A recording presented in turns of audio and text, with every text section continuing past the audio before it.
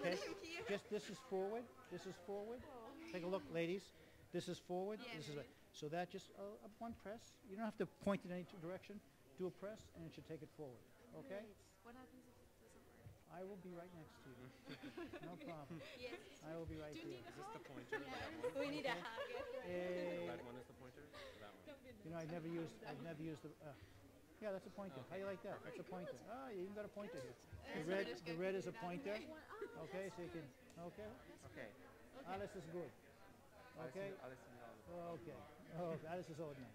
Okay. Good. Wszystko w porządku. Okay, Lucy, she's recuperating, Everything correct. but let me tell all of you, What happened? before you even begin, you're going to be great. You know you're going to be great? You're going to be great. You have to be the most happiest person here. After Argentina beat Holland. Yes! Final. Richard, So be free, feel free to say something. I don't know. How happy Do you the are. same what yours. How happy you are. Yes, but say something. Okay. Say what I have to say. Okay. Lighten the mood a little bit, you know? Maria, do the same what did say- your team yesterday. You should say like all of those Hollands didn't work in the end, huh? And then that'll give people really like mad. to start. Go us. Go us. And you would Like- just got like- like 500 blinks there. So Like Francisco. Buenas tardes. Buenas tardes. We have to friend each other on Facebook. Okay. Yeah. Okay. Okay. Are we getting on Anyone want to Facebook? fool around it just to see? Yes. You want to just touch it? Can I touch it? Just to know. Okay. I also. Just one touch. Okay. Okay. I have just Great. two Okay. photos. And you don't really have to point it in Can I any try? direction. Yes, Just only. you don't have to point it at it, but No, but sort of. it may as if. No. You see, put your finger over here. Just that. Just a little. What you call it? Oh. Okay. Good. I joke about Argentina. I don't know. I don't have. Yes. Okay.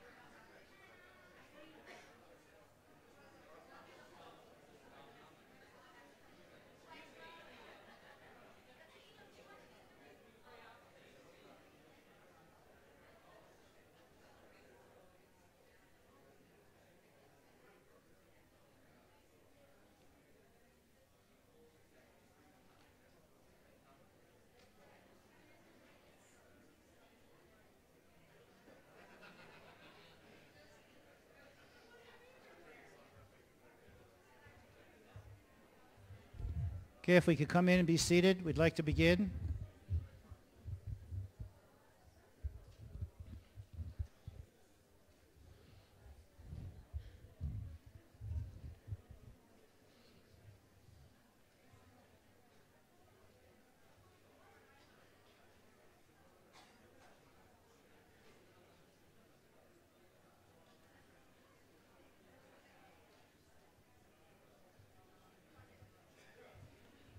As you're coming in, please, I have an announcement here.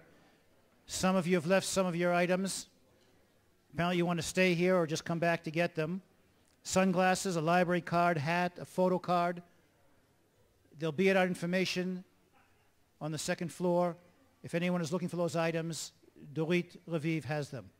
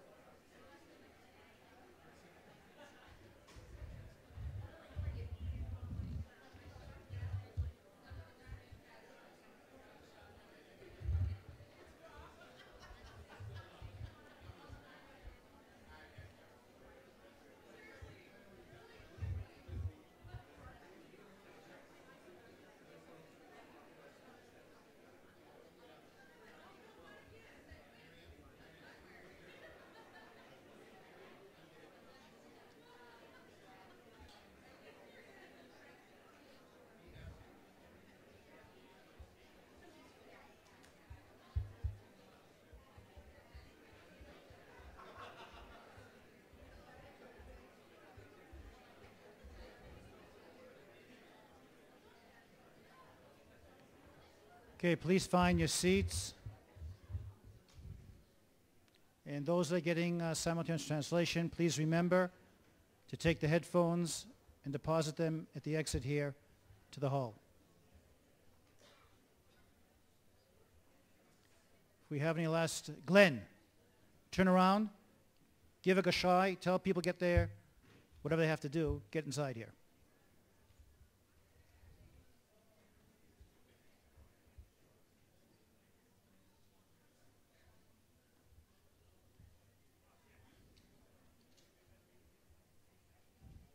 Gemma, no problem. You can sit in all those seats.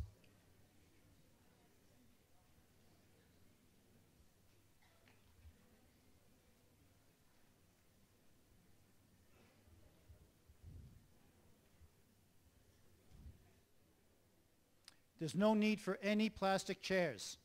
Please. There are enough places down here. Please fill in the rows. Come in. so we can begin.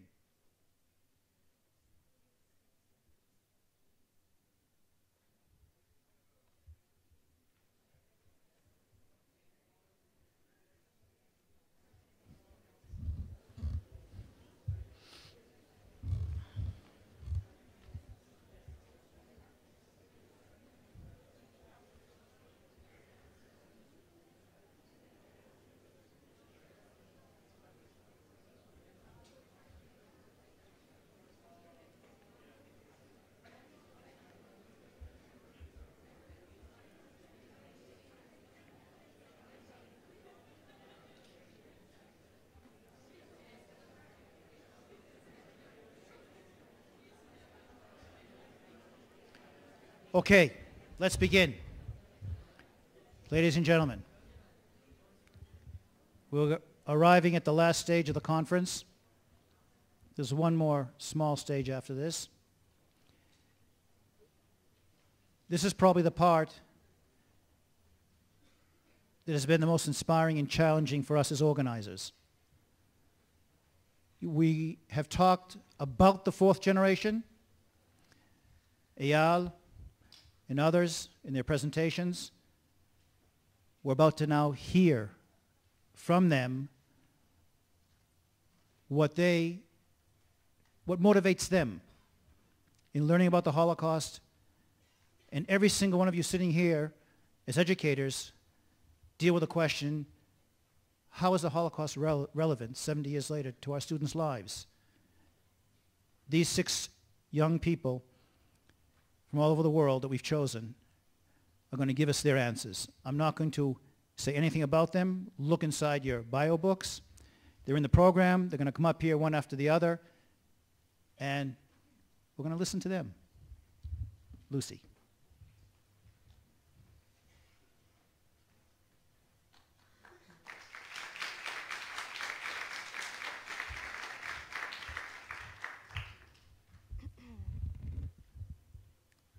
Shalom.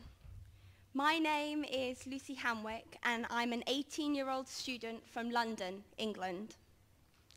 Having taken part in the Holocaust Educational Trust's Lessons from Auschwitz project, I am proud to be a regional ambassador for the trust.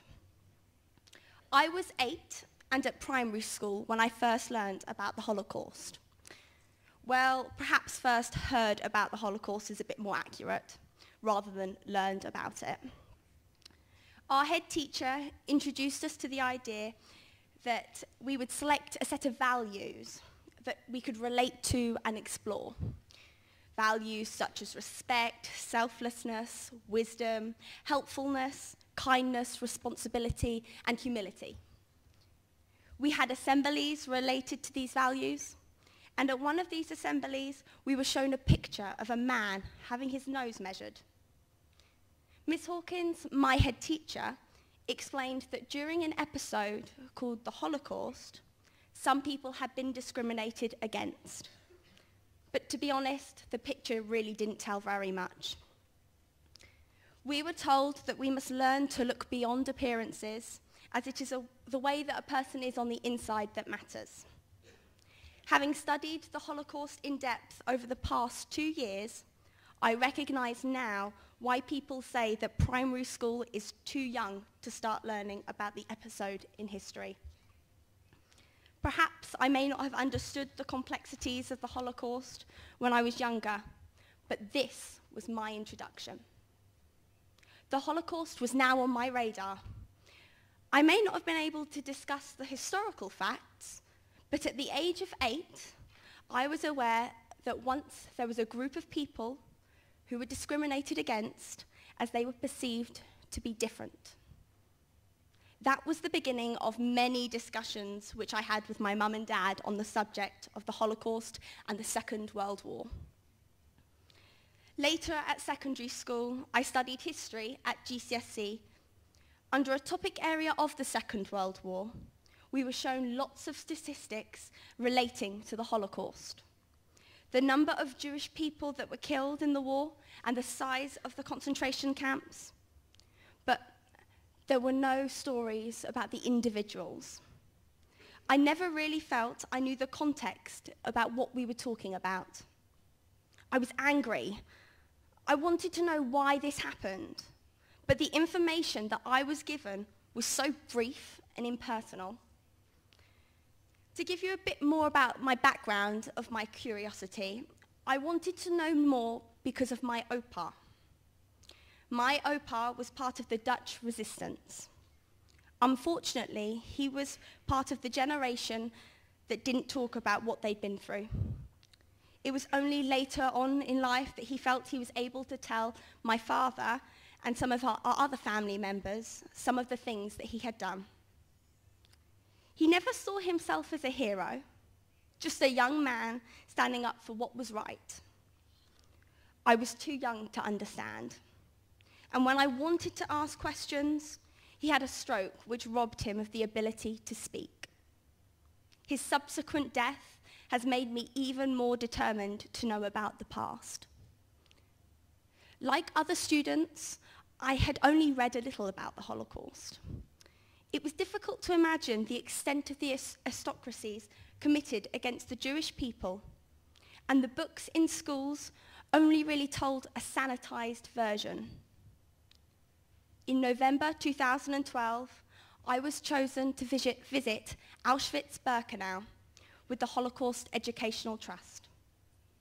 The trust offers 2 post-16 students from every school and college in England, Scotland and Wales the opportunity to participate on its Lessons from Auschwitz project.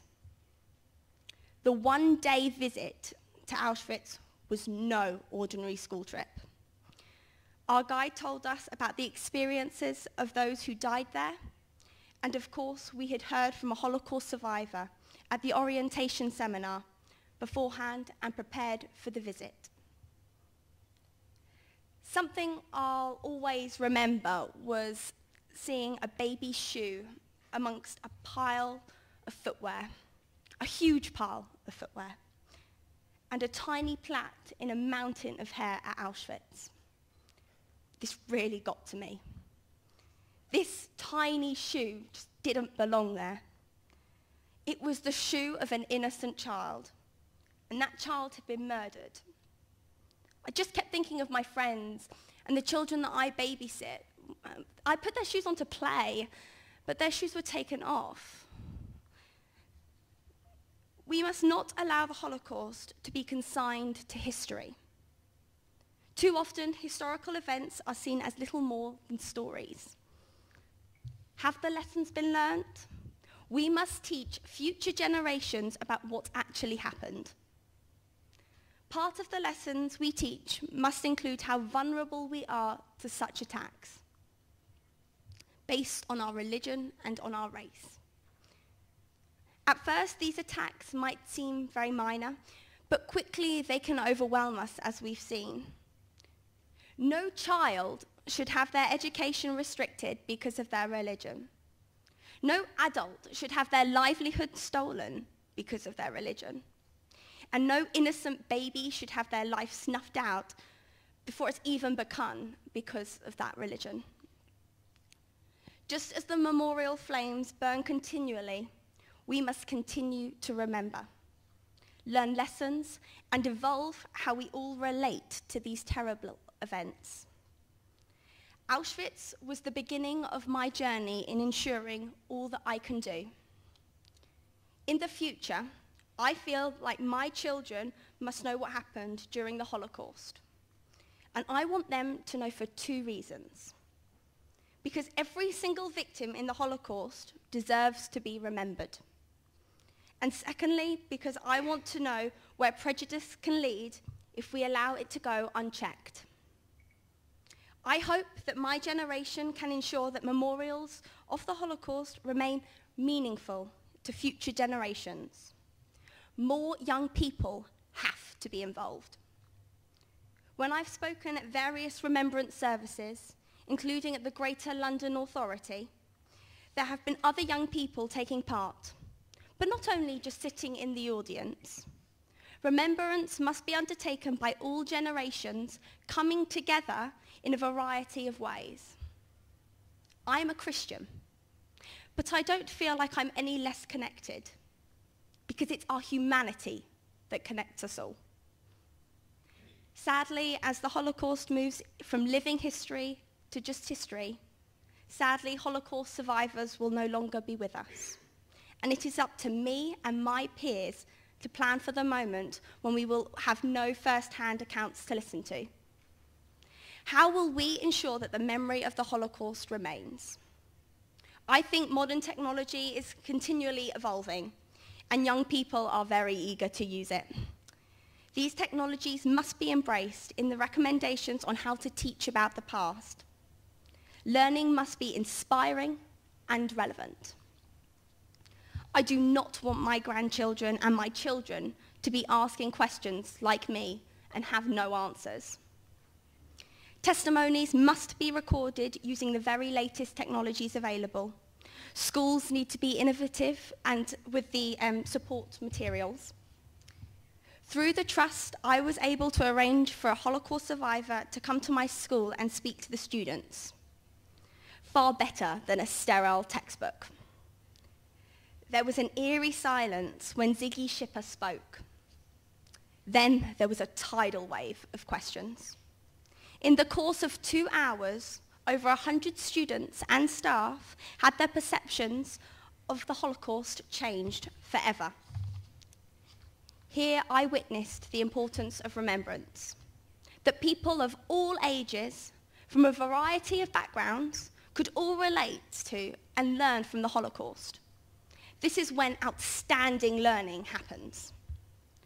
I want to be part of the planning for the future, to bring the Holocaust into every school curriculum, not just a line or two that you read in a book during a history lesson. Do students even read books anymore?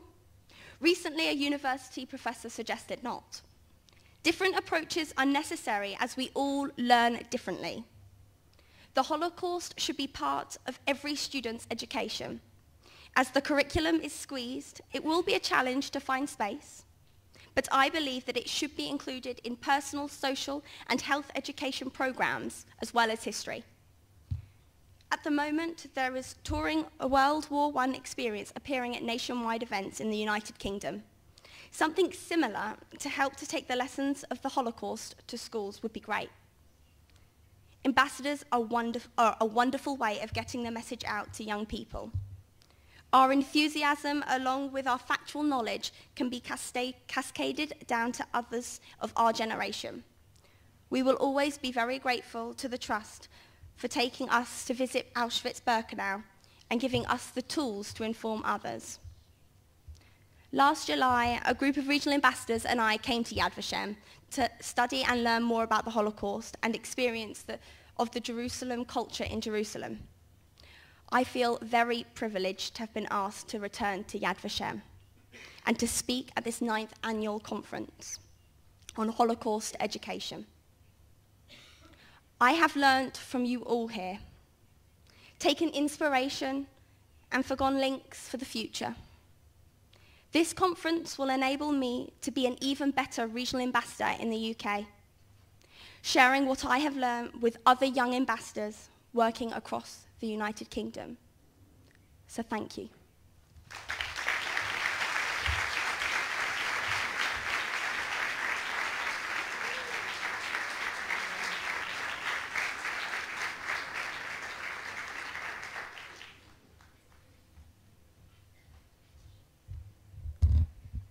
Thank you, Lucy. Thank you, Ephraim.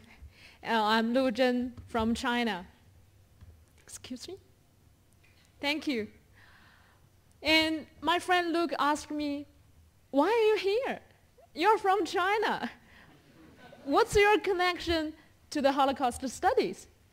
And I told him that from the year 1933 to the year 1941, Shanghai accepted almost 30,000 European Jews who escaped from the Nazi persecution and the Holocaust. By the time of the Japanese bombing of the Pearl Harbor in December 1941, the city was sheltering 20,000 to 25,000 Jewish refugees. According to Yad Vashem, the International School for Holocaust Studies, Shanghai took in more Jewish refugees than Canada, Australia, New Zealand, South Africa, and India combined. Jews and Judaism in China have had a long, long history. The presence of Jewish community in China could date back to the imperial time in China. Well, the most well-known group were the Kaifeng Jews. May you please look at this map? The Kaifeng Jewish community took shape during the Song dynasty from 960 to around 1279. And this is a map of China, and this is a map of Henan province. And you may please look at the red point here. It's Kaifeng, and Kaifeng is the capital city of Song dynasty. And I was born in a small town to the north of Kaifeng. So I know Jews, and I know Jewish community. And the Jews who managed the Kaifeng synagogue were called Mulan in China. And this is a model of Kaifeng synagogue at the Diaspora Museum in Tel Aviv. And as you can see, it's very Chinese. And the Kaifeng Jews have assimilated into Chinese society while preserving some Jewish traditions and customs. I was very surprised when I went to Kaifeng, and the historical site still exists, even though it's never the original experience. In fact, I didn't know the word Holocaust before I went to the University of Macau. I never studied the Holocaust during my primary school or high school times. I do study the Second World War. I do study the Nanjing Massacre. And I can quote one sentence from a high school textbook. It says, "The world sympathizes the Jewish people for their miserable experience during the World War II." What miserable experience? I wasn't told anymore. I don't know what miserable experience. And until I went to the University of Macau, I met Professor Glenn Timmermans. Thank you. Where are you? Thank you. Thank you for all you have done. I systematically studied the Holocaust with Professor Glenn Timmermans in the University of Macau. And later,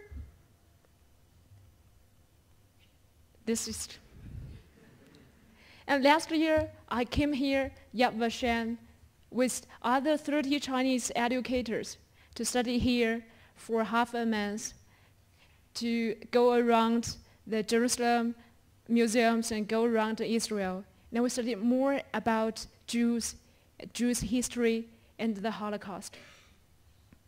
I've met and talked to several Holocaust survivors in Macau and Jerusalem. They held my hands. I can feel their temperature. They told me that, "Young girl, let me tell you my story." I'm very impressed. I never heard this story before.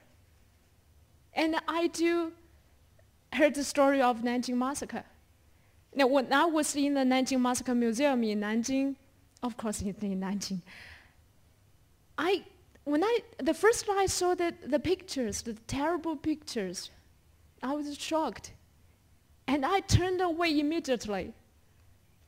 I couldn't bear with such terrible things.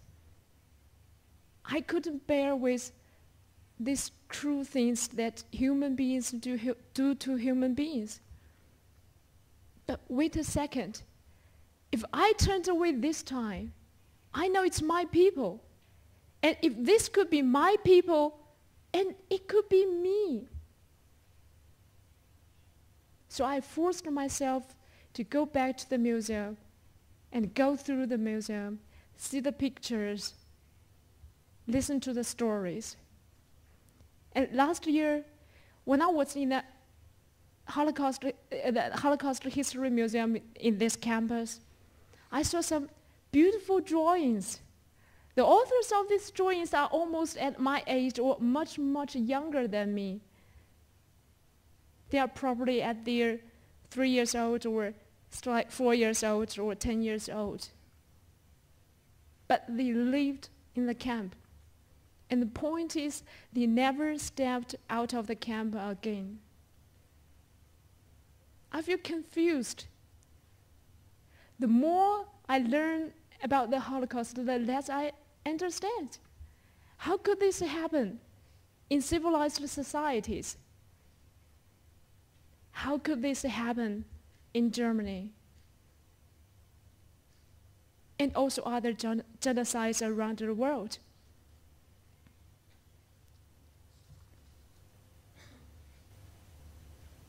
And I also confused that why I don't learn the Holocaust in my primary school and middle school. Because I learned the Holocaust at the age of my 23. And what's happening? And why don't I learn before the age of 23? Because I want the situation that I was told what's happening and what happened in the history.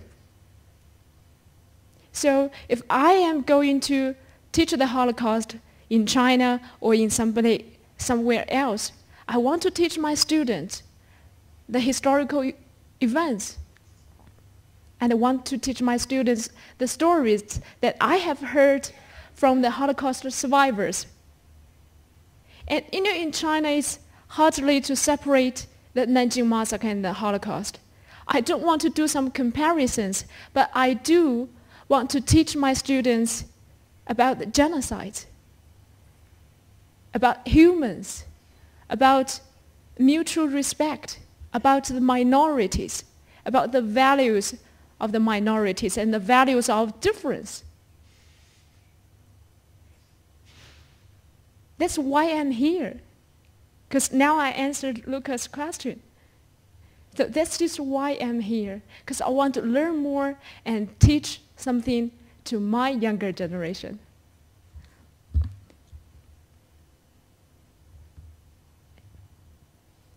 And well, some people may say that it's not right to compare different genocides because of the number of people that murders or something like that. But I do want to say that if we compare the Nanjing massacre and the Holocaust in Chinese education, well, it might be easier for Chinese students to accept the values of difference, the values of minority people. And I'm very glad to say that I'm going to study here in Israel, in Jerusalem. So I'm pleased to be here to begin my PhD studies. And I also want to go back to China. Well, I'm sorry that I don't want to teach in Jerusalem, but I do want to go back to China. I will use my mother language to teach the younger generation and teach my primary school students or high school students with my knowledge. Because I find it that there are few Chinese teaching materials for young children or high school students. Well, there are Chinese publications about the Holocaust, but I should say that's a little boring because it's all research results by professors or scholars. Sorry, but you know the fact. So I want to bring back, like, for example, the comic books and some beautiful drawings to my classroom and let my students know that it's the Holocaust, but it's not boring. It's our history, and it's our memory. So thank you. Thank you so much.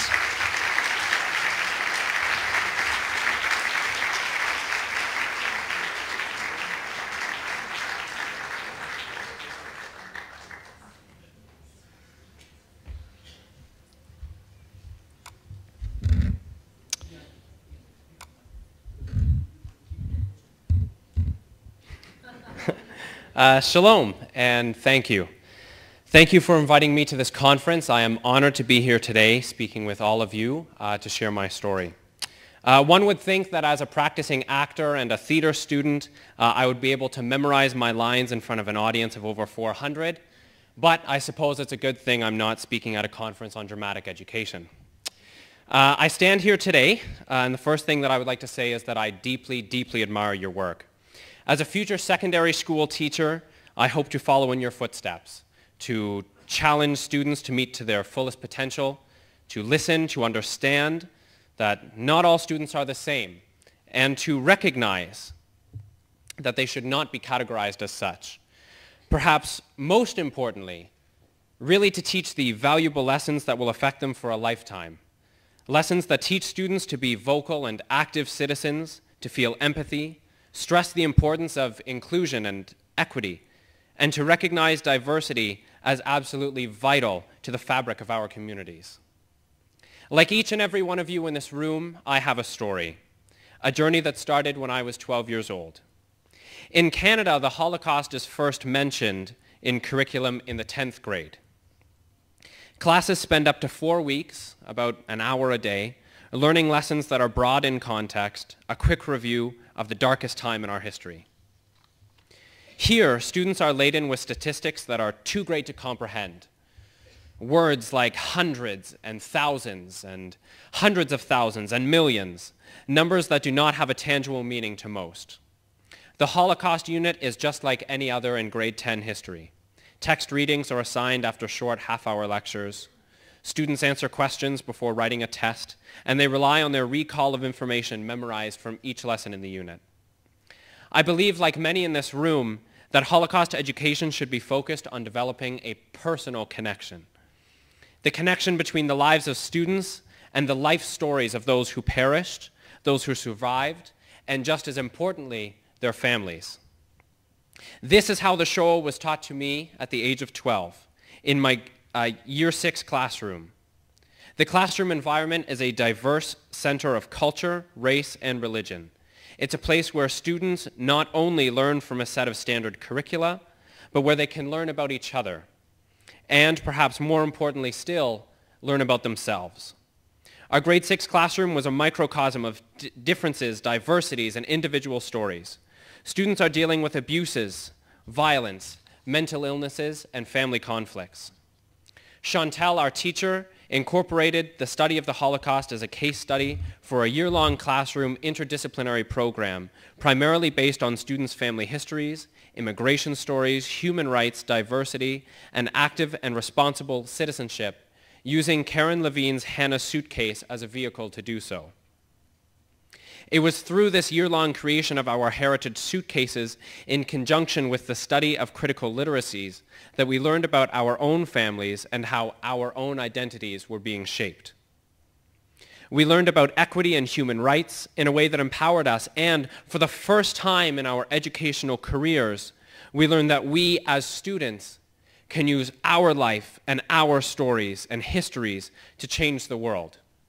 We were encouraged to develop our critical thinking skills, to think about how what we were learning was going to be a part of our lives for the future. Our teacher was able to take something as complex, challenging, and terrifyingly real as the Holocaust, an atrocity that had occurred decades previous, and help 11 and 12-year-olds to understand what it means to them in the present day. As students, we were appreciated and valued. We began to understand that our life choices can make a difference, and as active citizens, that it is imperative that we speak up. It was these lessons in grade 6 that I have brought with me today, the understanding of respect, diversity, and equality among them.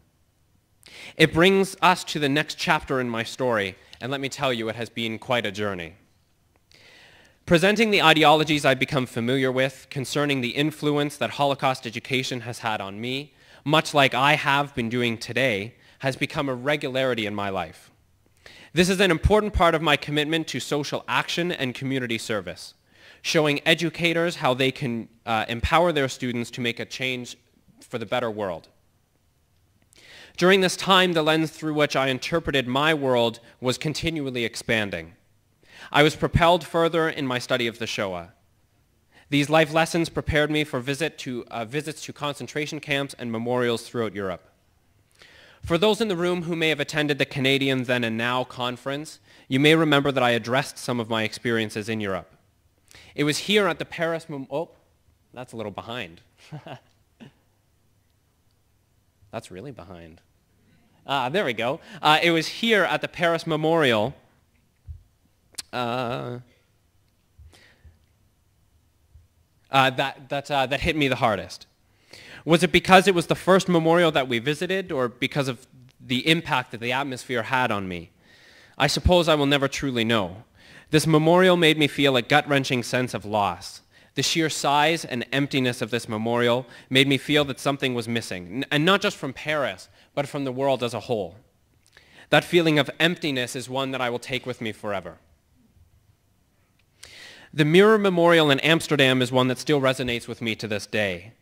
The memorial reflects the sky through broken mirrors. It reflects life after Auschwitz. When I looked into those mirrors, I did see a broken sky, and I immediately felt a sense of anguish. It was in that moment that I realized for the first time something that even in grade 6, I had never fully understood. I realized that the Holocaust did not end in 1945. For the survivors and their families, it has never ended.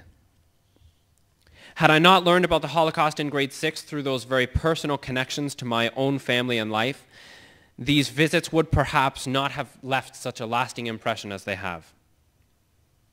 The Sachsenhausen concentration camp in Oranienburg, Germany, was starkly foreboding, large, and bare. I remember feeling a stifling sense of sickness while touring the camp-turned-museum, seeing the remains of camp barracks, the boot testing track, and the murder trench. This experience brought to life all of these personal connections I had made relative to the Holocaust from the age of 12. It had started to heighten my desire and my need to continue to grow as an educator, to further my study of the Holocaust, and to pass on these important lessons to keep the memory alive. In the years since that trip, I have indeed pursued Holocaust education, taking a step into teaching the Holocaust, as I'm currently enrolled in an education program specializing in high school history and drama. However, my journey doesn't simply have one path, but many forks in this road. As a secondary school student, I orchestrated live performance events to commemorate the Canadian Remembrance Day ceremonies. Groups of students in grades 9 to 12 came together to perform theater and drama pieces for local community members, provincial dignitaries, and moreover, Holocaust survivors and World War II veterans. During my first year of university, I founded and managed my very own theater company based out of St. Catharines, Ontario, Canada. Under the mandate of acceptance and equity, we strive to perform devised theater centering on social justice and world issues as we move through our next few seasons. I firmly believe that my students and colleagues can only learn so much out of reading textbooks and literature materials. But putting those theories into action is where the heart of our company lies. Bringing stories to life on stage outside of the mind's eye creates more for a discussion and action as issues of a social justice nature are brought to the forefront of the audience's thought, right before them. It perhaps in a Brechtian manner forces the audience to think of the world around them and what action can be taken to adjust and correct. If it was not for Chantal's early teachings of the Shoah, I would not have chosen this path in life, and it would be very different. I'm passionately committed to my community, to the social action that was so much a part of my grade 6 classroom. I think that our story serves as a powerful example for students and educators alike, what can happen when the Holocaust and social justice education is integrated into everyday classroom programming. I would like to stress that I don't stand in front of you claiming expert knowledge. I realize that learning never stops. Instead, I'm vying for the audience's attention, as all performers do, in hopes that you think about my story. In our world of hate, violence, incredulousness, and apathy, I have learned the precious values of life and what it means to be a living, breathing human being. I understand that every person on this planet has a story and that every life history is different. I believe that I'm lucky. Many do not learn these lessons until a later stage in life, and in some cases, not at all. I'm proud to say that I began to learn these almost a decade ago in that diverse and, yes, sometimes crazy, grade 6 classroom, where there was no vying for attention, and where each and every voice was heard. I consider it my mission as an educator to pass on these lessons to my future students in hope that one day the world can change, even if it only changes one student at a time. Shalom and thank you.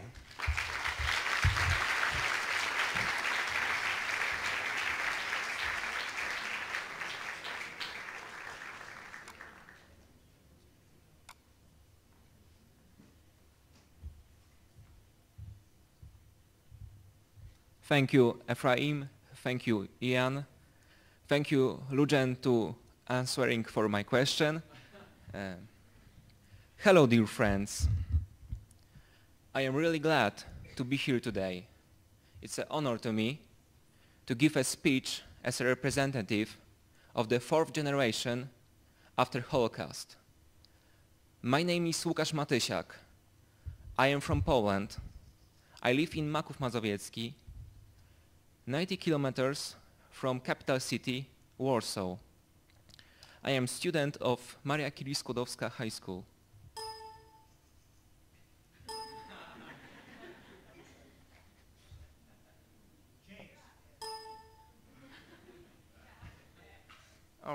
Okay. Well, I was interested in history as I only remember. But last year, my classmates and I took part in Isaac Wesołek Award. The competition was named after a pre-war local teacher and an activist, co-organized with a foundation of born in my town, David Azrieli. Well, yesterday I got sad news. Mr. Azrieli passed away, Canadian architect and philanthropist. Mr. Azrieli was a man who can be inspiration for young. The great man with a vision of future. He didn't create just buildings. He created the history. May he rest in peace.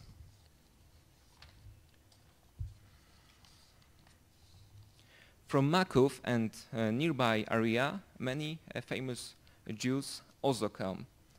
For example, father of the US nuclear navy, Hyman G. Rickover, or famous movie makers, Warner Brothers, grew up 20 kilometers from Maków. After Napoleon age, Maków was resisted by Jews in 80%, and before Second World War, in above 50%. Jews had a strong position, were members of municipal offices.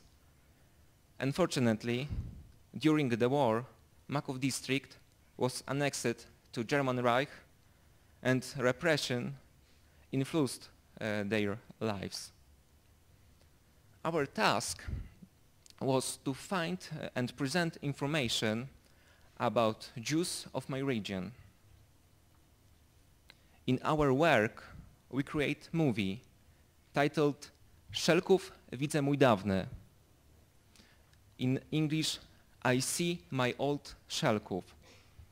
An interview with a man who remember the pre-war times.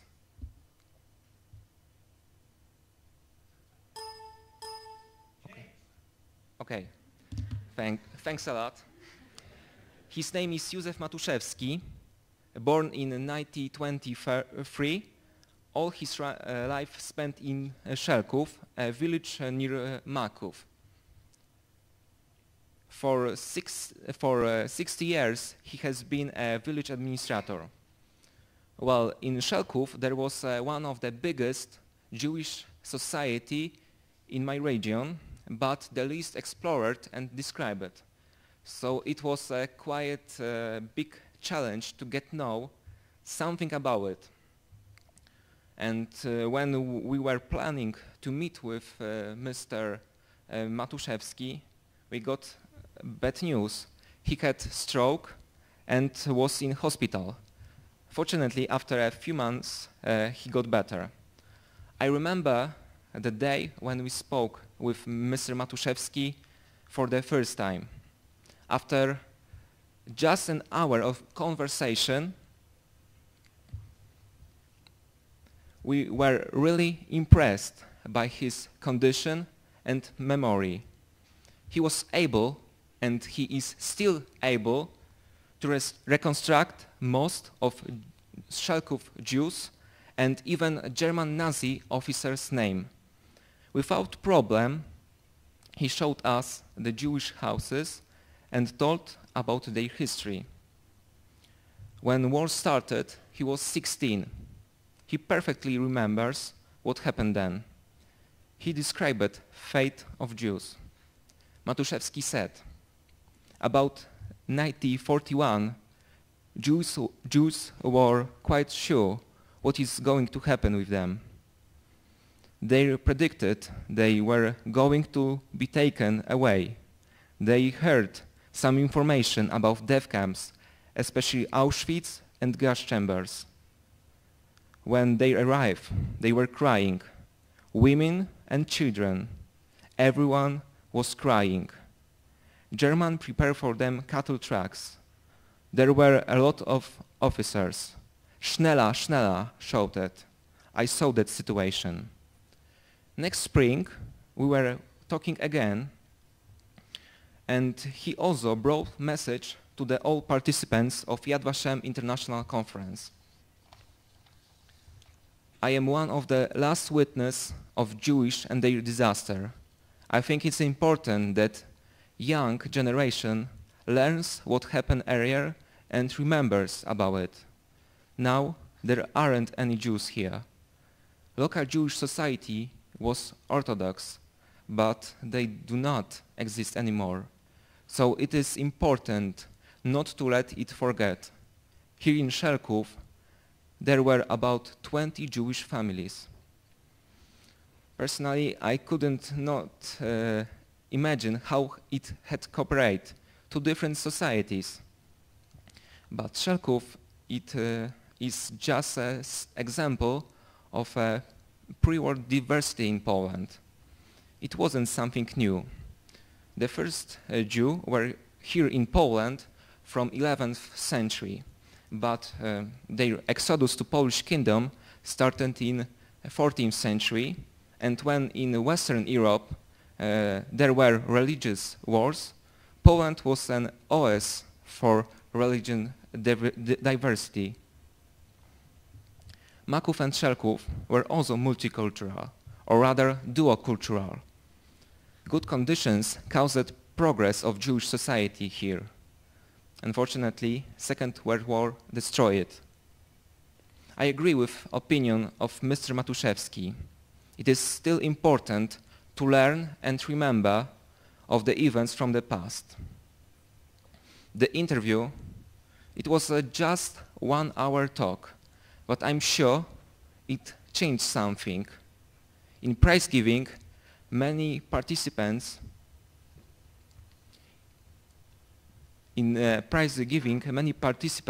granted, yeah, I also have some members of my family who remember the war. Someone started to appreciate their heritage and memories of their grandparents. Last June, I participated on the as a representative of my school student society during a meeting with Ms. Naomi Azraeli in final agreement between Azraeli Foundation and honorary members of my lyceum. That thanks to that event, I could give a speech here. Thanks to Mr. Azraeli and his family, we can improve our knowledge and interest in the history of our region. It makes also opportunity for meeting with other culture.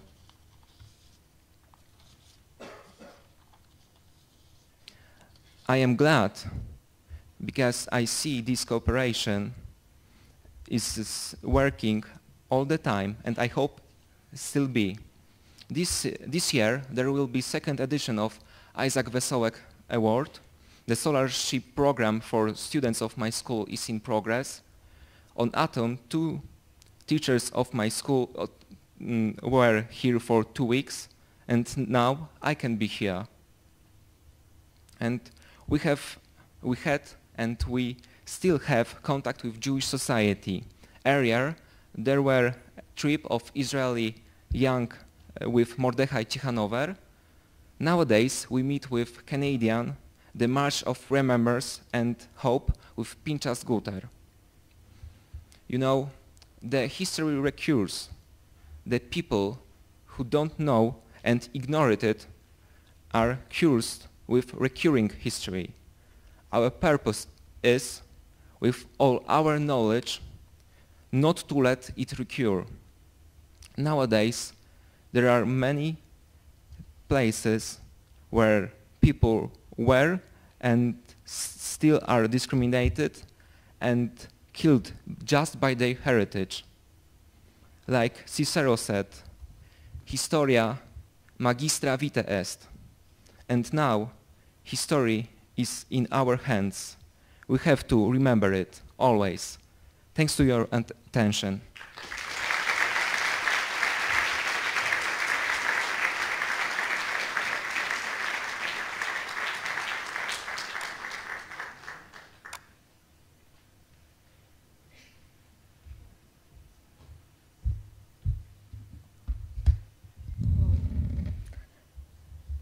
Well, good afternoon, everyone. I first want to thank the opportunity for inviting me here, and as well all the shared knowledge these days, and as well the encounters with some people that we have, the conversations. That was a great pleasure as well.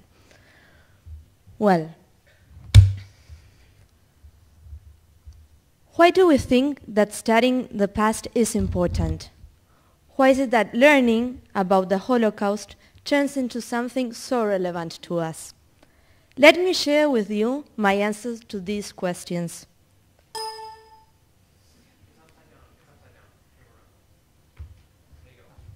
Ah, great. Science. Modern technologies. So, I firmly believe that the study of the Holocaust exceeds the study of the historical context in which it took place, the events and even the places which were its scenery. Even though all those aspects are important, as we've discussed in different workshops, and we even need them to understand, the Holocaust is above all an opportunity to engage young generations from different cultures and religions into thinking about the multiple facets of events and foster the critical thinking and self-reflection. Considering what I've experienced and shared these days, remembering how I, as a school student, got involved in Holocaust education programs, and how I actively started working on the subject with my own students this year. By the way, here there are some of them. I would like to share 3 ideas that especially move my interest in the subject.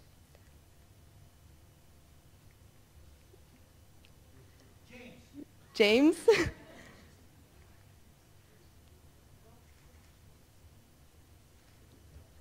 Well, 3 ideas.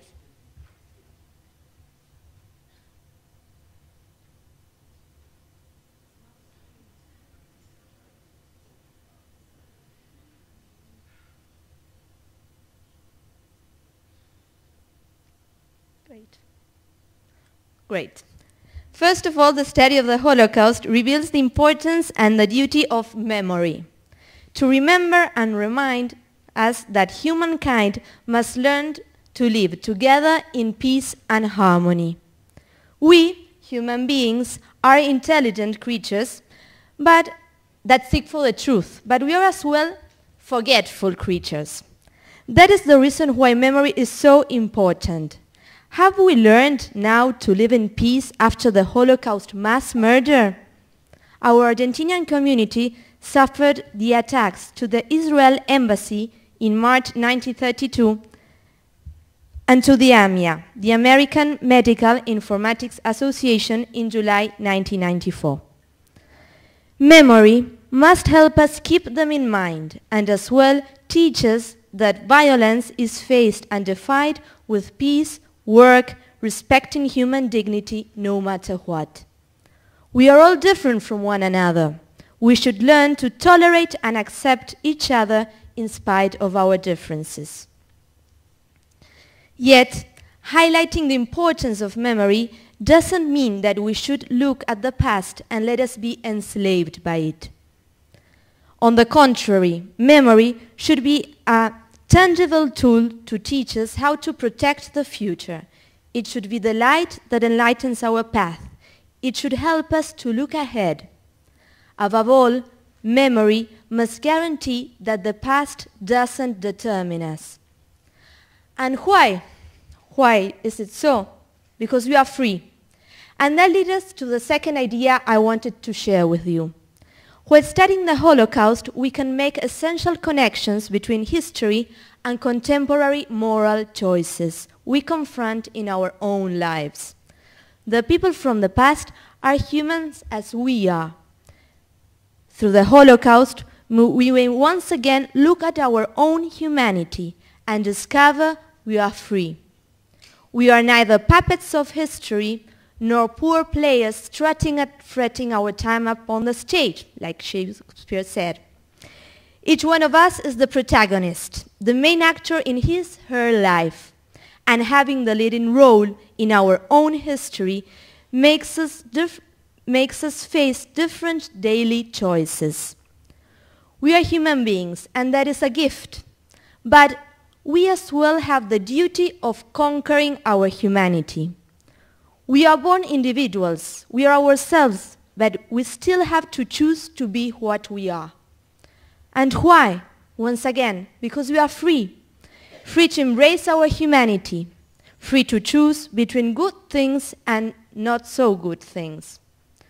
Thus, men are capable of great and honorable actions, but of terrifying and dehumanizing things as well. So, the study of the Holocaust invites us to think about how free we are in our daily choices. What are the aims that lead our everyday actions? What we are doing with our freedom? Are we conquering our own humanity? In third place, learning about the Holocaust teaches us that one person can make the difference. Reality lies before our eyes, and we can just ignore it and walk away, or fully engage ourselves and be changing agents in today's world. Nowadays, in our modern societies, there is still discrimination, there is still prejudice, there are still stereotypes. Who are the forgotten ones of the 21st century in each one of the countries? The study of the Holocaust challenges us and shows us that whatever we may do, no matter how little or simple it looks like, it makes a difference. As Mother Teresa of Calcutta says, we know only too well that what we are doing is nothing more than a drop in the ocean. But if the drop were not there, the ocean would be missing something. So, to sum it all up, the study of the Holocaust is so relevant because it is one of the lenses through which we can observe our own reality and act in it. The Holocaust teaches us that about tolerance and acceptance, and it reminds us that humankind must learn to live together in peace and harmony. The Holocaust teaches us about human nature, that men are free to choose, and making choices is the first step on our way to conquering our humanity. Last but not least, the Holocaust teaches us that with our free decisions we can make a difference, and that there is no day but today to start doing so. Thank you.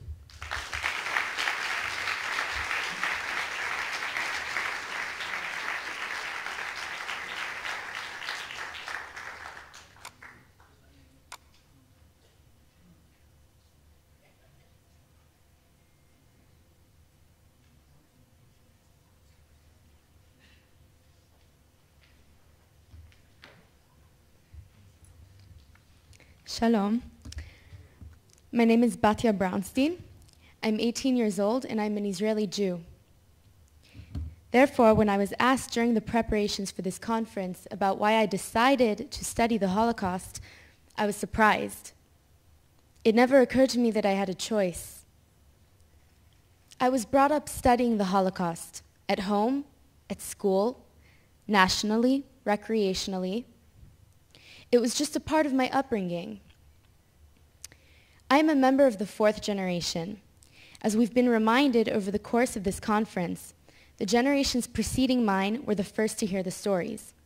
They collected them from the first generation, wrote them down, put them on the silver screen, captured them in monuments, and made it possible to immortalize the memories.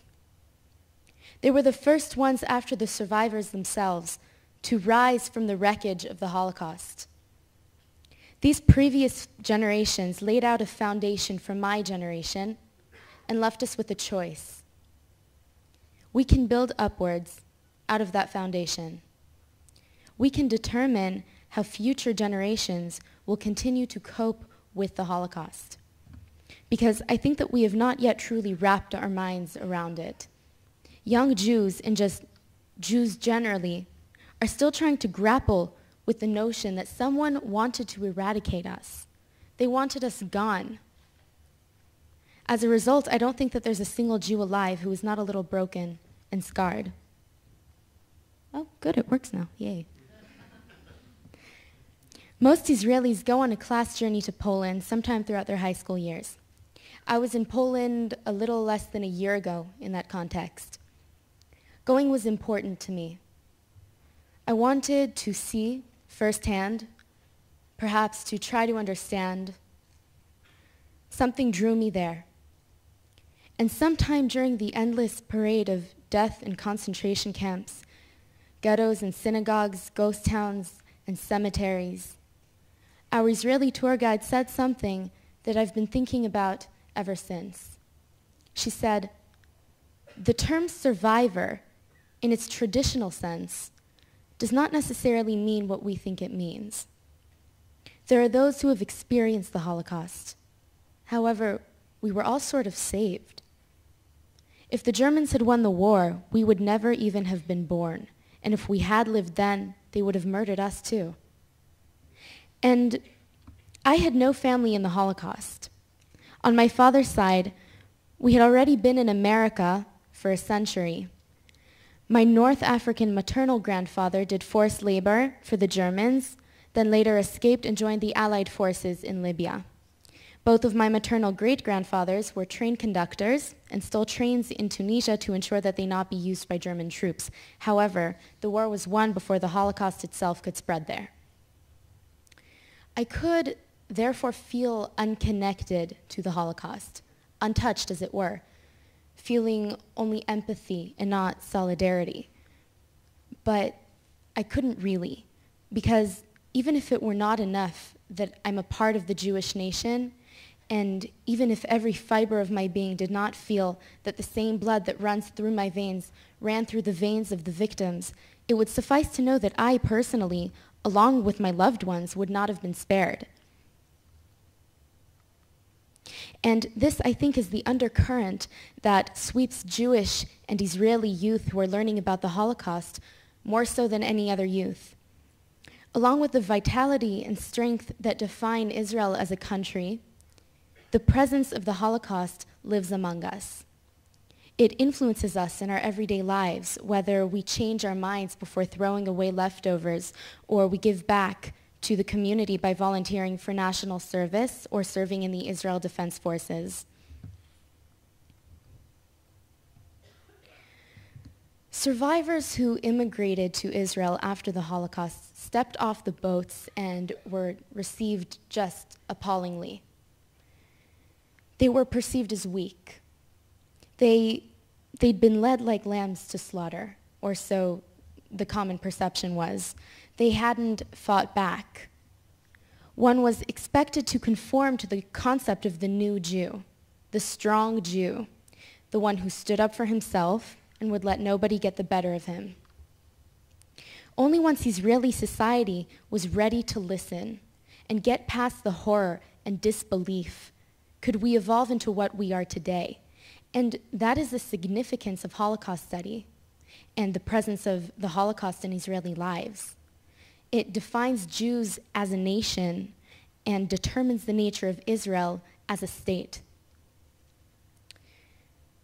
They say that history repeats itself, but the truth is that I see in Holocaust studies a powerful display of redemption.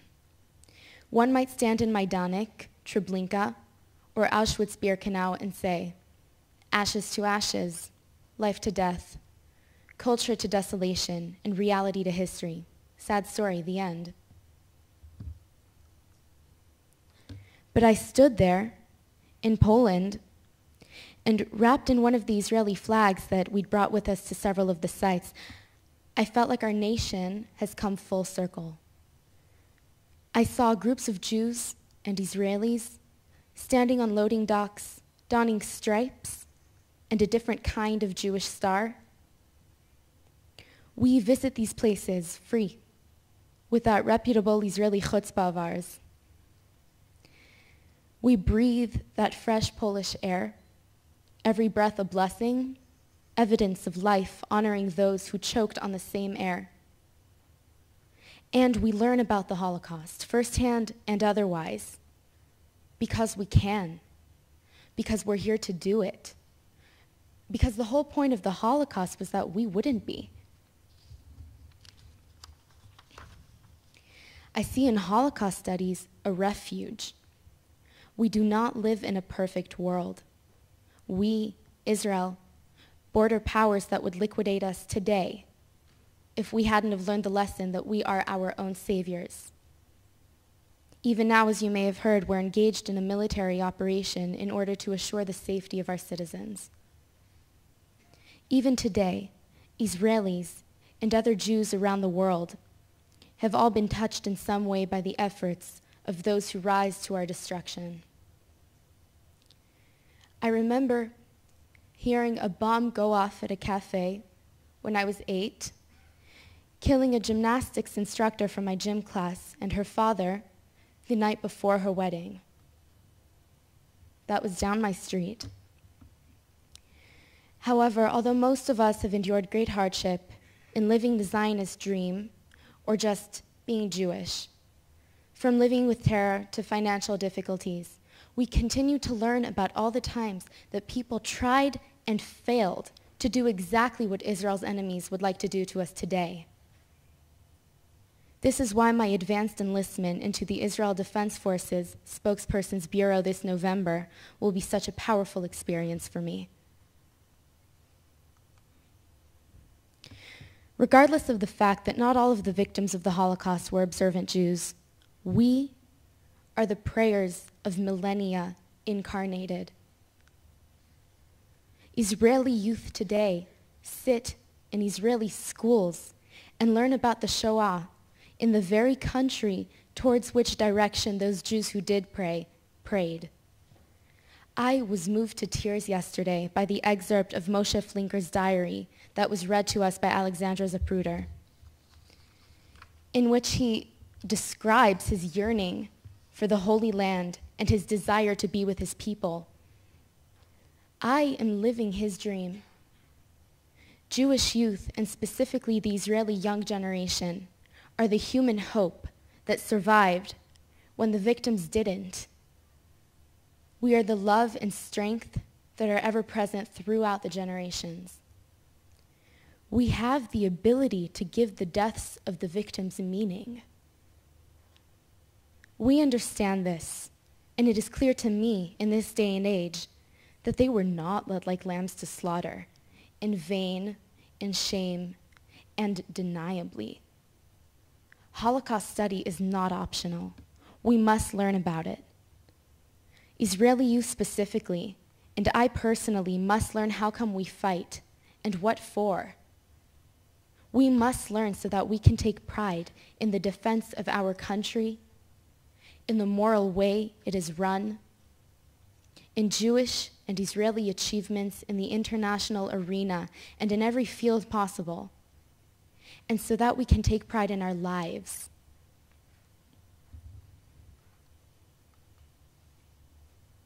Okay, never mind.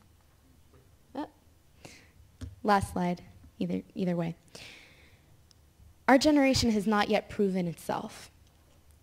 I can only hope that we will accept the torch readily and light the way to Holocaust study and remembrance for the generations to come.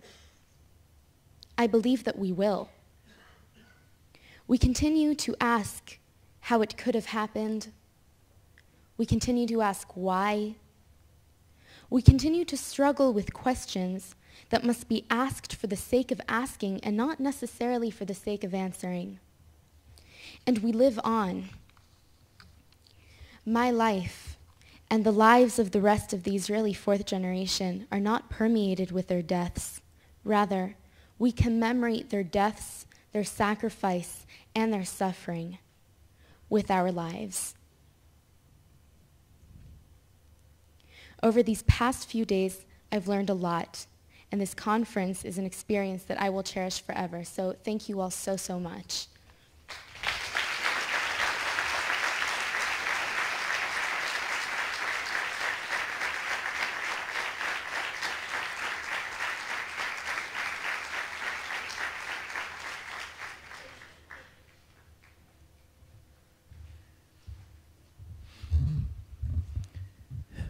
Thank you from the depths of our heart. I've held it together until this point, and I'm getting very emotional. These are the voices of the fourth generation. These are the voices that will take us forward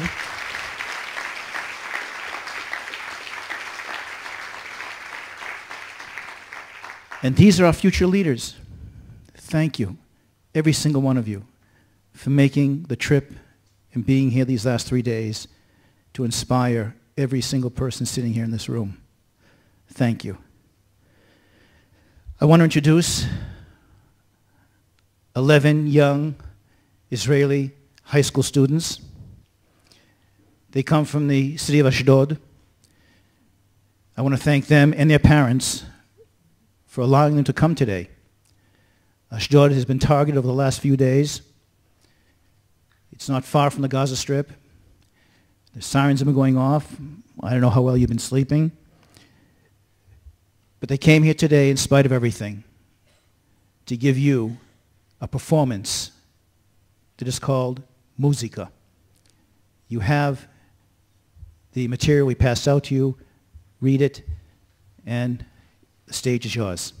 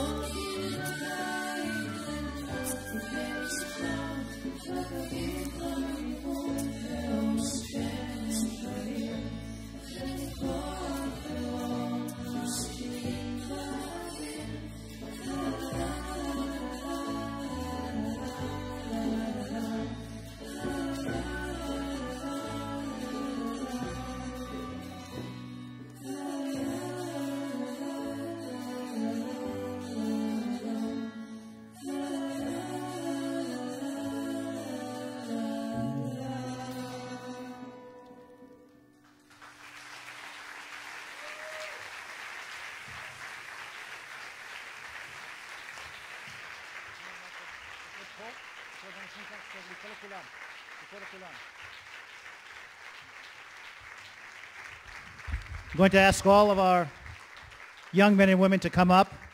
Please, Luca, come up on the stage. Up on the stage. All the other musicians, please.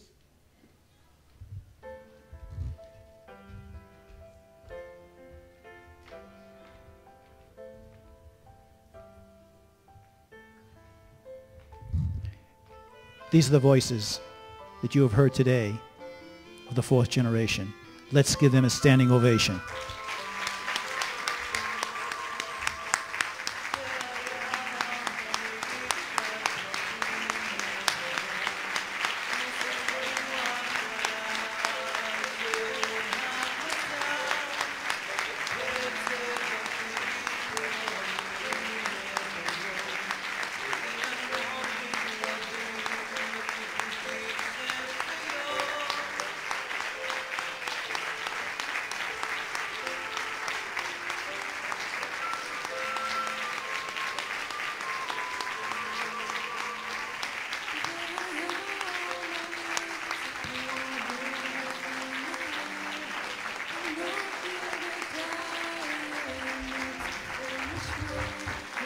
Thank you all for coming and being with us here this afternoon. The music, by the way, was composed by these young men and women to Holocaust poetry that you see in what we've passed out to you. It is their creation, their expression, the way they gave meaning to the Holocaust.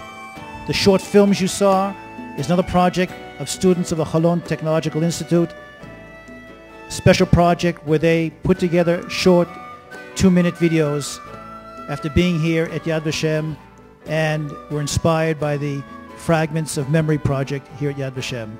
Ladies and gentlemen, thank you for listening.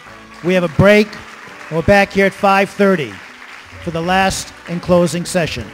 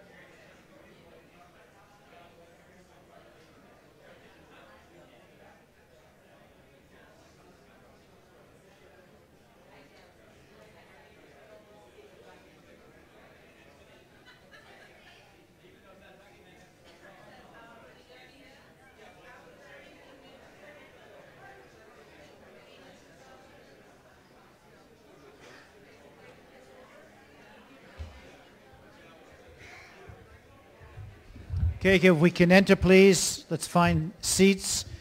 We have available seats up front. Let's be seated so we can bring this conference to a conclusion.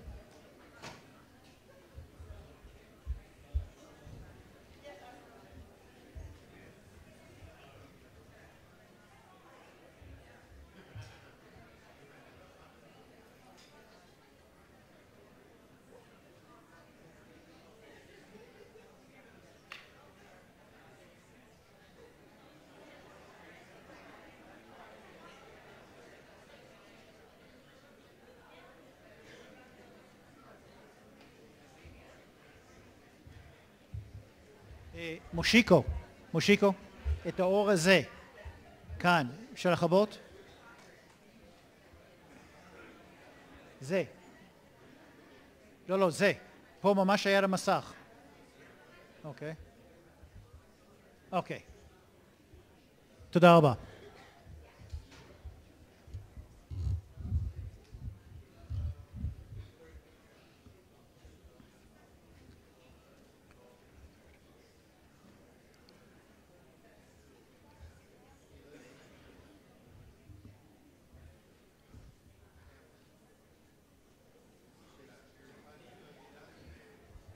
Those that stay to the end get a free supper. Come on in.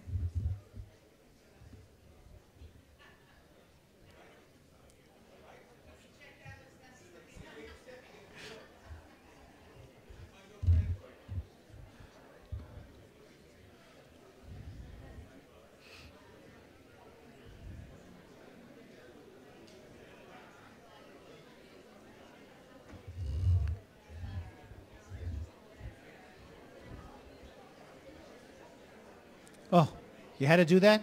Moshiko. בסדר.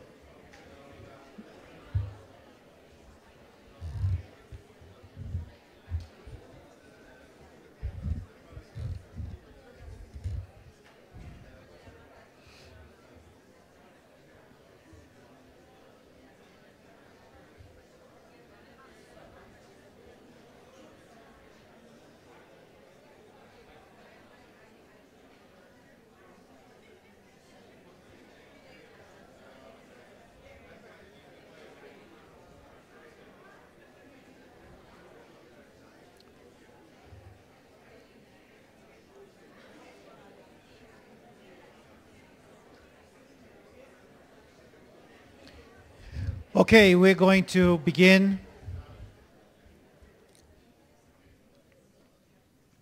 We've come to the end.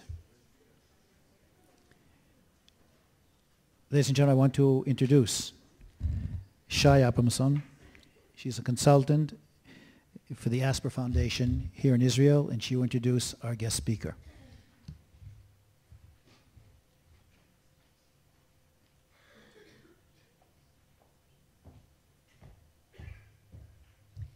Thank you very much, and welcome. I bet when you signed up for this conference, you knew you were going to be experiencing something very special, but certainly not so much action. I'm looking out there and seeing so many seats filled is really quite an amazing thing. I have to admit I didn't expect it.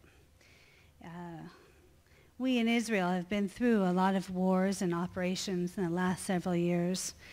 And so many times, people just seem to disappear on us. And I understand this conference is quite the exception. So I thank you.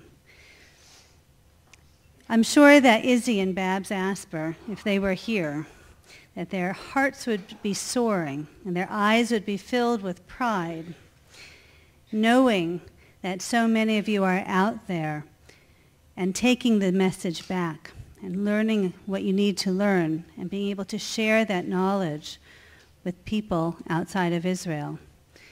They were passionate about Holocaust studies, passionate about human rights. They started this special program here at Yad Vashem, together with Avner Shalev, Shai Ben Yehuda, Dorit Novak, Jane Jacobs Kimmelman, and of course Rochelle Bud Kaplan, who was our first director 10 years ago. And since then, we've had the privilege of being able to educate thousands of people like yourselves, and the difference that we see in terms of the impact of the teaching that is going on today is quite phenomenal. We were inspired by this program to create a national program in Canada where we put together a curriculum to be taught in public schools. The children learn it there, and then we take them for a week to the U.S. Holocaust Museum in Washington. So far, 13,000 children have participated, high school kids, coming from over 204 different cities in Canada. And because of the success of that program, we decided to create the Canadian Museum of Human Rights in Winnipeg. It's going to be the world's largest human rights museum, and it'll be opened in September 2014. We've had the privilege of having the guidance from people from Yad Vashem, Avner and Dorit and Jane, all along the way as we've put together the Holocaust programming for the museum. I'd like to take this opportunity to say thank you. Thank you to the Yad Vashem team. And mostly thank you to all of you, you who've proven to be so brave. I'm sure your families are calling you hysterically and asking you to come home. I know what it feels like when you hear that first air raid siren. It's something you'll never forget. And thank you for being with us and standing with us. And I'm very pleased you were here. Thank you. Oh. Most importantly, let me introduce to you Dr. Shlomo Breznitz. He was born in Czechoslovakia. During the Holocaust, Shlomo and his sister were rescued by Catholic nuns. His mother survived the camps, but his father, uncles, aunts, nephews, and grandparents were all killed. He moved to Israel shortly after the state was created and lived on a kibbutz. He received his PhD in psychology from the Hebrew University of Jerusalem, where he then worked as a faculty member until 1974. He then moved to the University of Haifa, where he became a full professor. He was elected to be the rector and president of the university, and later established the Center for Stress Research, which he directed until his retirement. His research focuses on coping with stress, with particular emphasis on issues of denial and hope. He became an internationally known scholar in the areas and was invited to spend significant time at leading institutions such as UC Berkeley, Stanford, National Institutes of Health, the Rockefeller University. He has published 9 books, including 2 autobiographies, Memory Fields and The Tapestry of Life. Dr. Breznitz?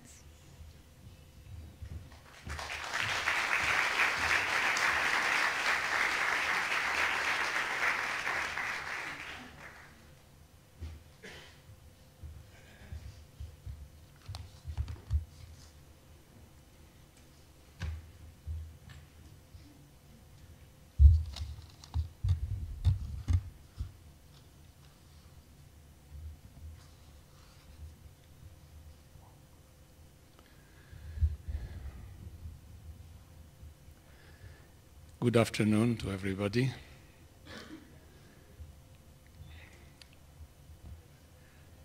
In my mind, I have labeled the topic of my short talk, the many challenges of memory keepers.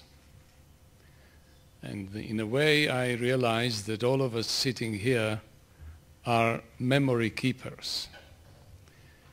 So it might be a bit relevant to us. Let us take stock. 70 years after the events,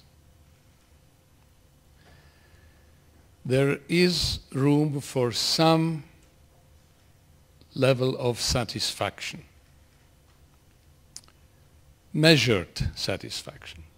Let's not overdo it, about the status of interest in the topic of the Holocaust.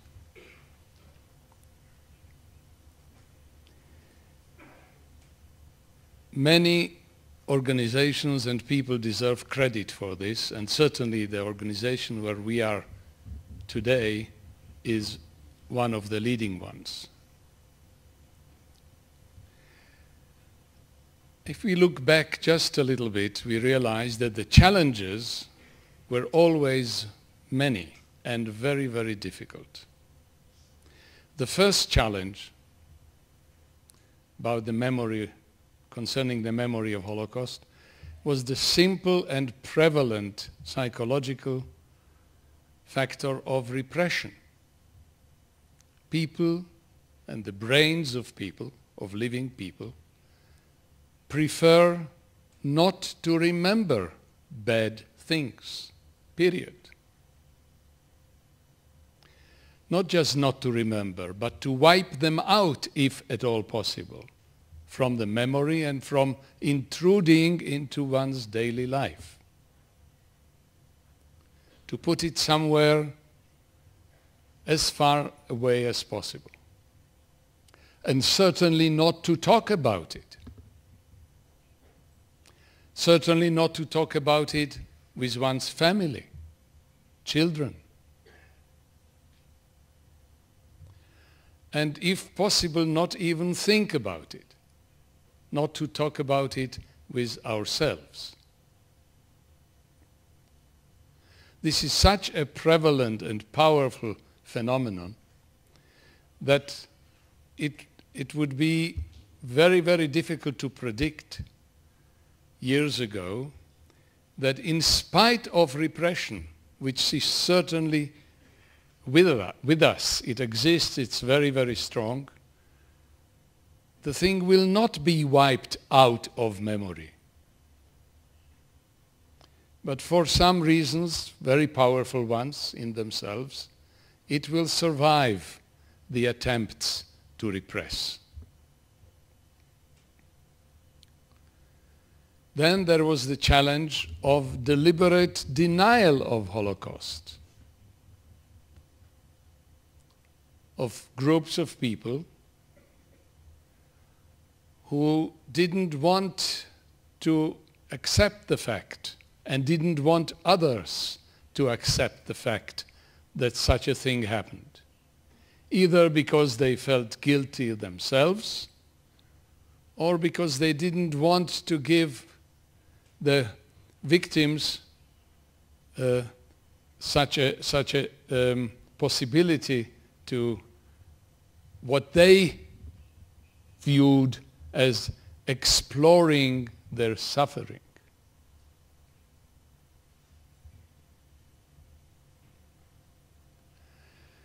Now, deniers of Holocaust still exist.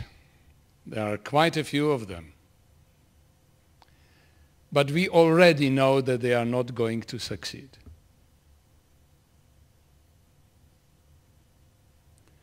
The attempt was a very, very powerful one, but fortunately it did not succeed. And the world is more than ever aware of what happened and what was the context of it, and what are even some of the details of it.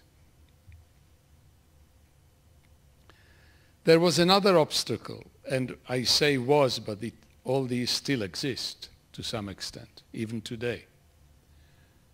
And that was the political opposition to the recall of the Holocaust and to its evocation frequently. And it was was in many places. It crossed borders. Even here in Israel, for many, many years,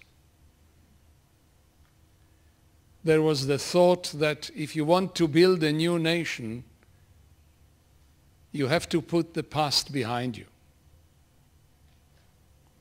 We know today that it was a mistaken and short-sighted view, but we can understand where it came from. And for 15 years or so, at the beginning, it held sway. Of course, in other places, not here, it was often more powerful, but that people didn't want to be reminded again and again of what they have done or what they have watched silently without doing anything about it.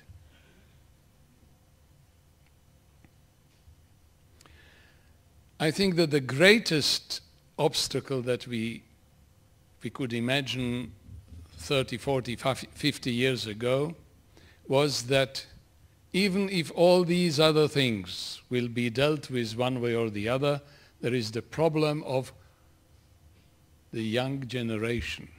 Why in the world would they be interested in this episode? What are the chances that young, healthy people in their best time of life would dwell on such issues? So it looked quite hopeless. And I think that there were some people many years ago that predicted that in the year 2014 the Holocaust would be in a Holocaust memory.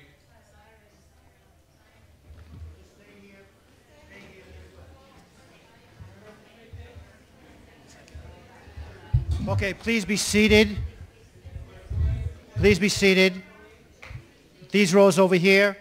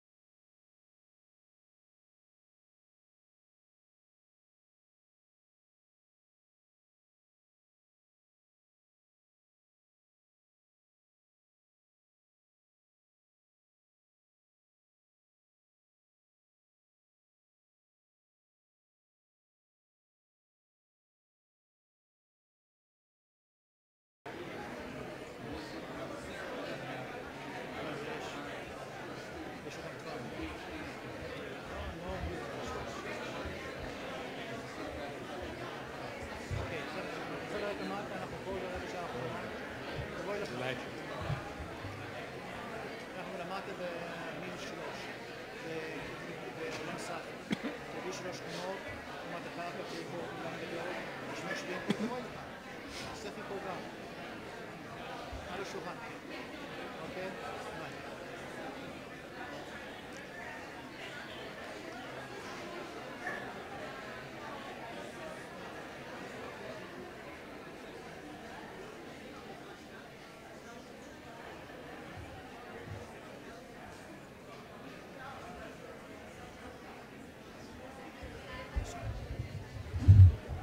Okay, ladies and gentlemen, we're going to continue. If I can have your attention. Thank you. Good. Thank you. I recall when I was a student, I had a professor who had the strange habit of starting the first lecture after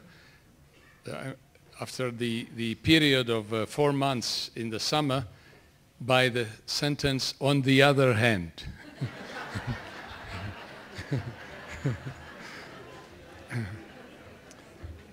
As if nothing happened in between. So here we are again.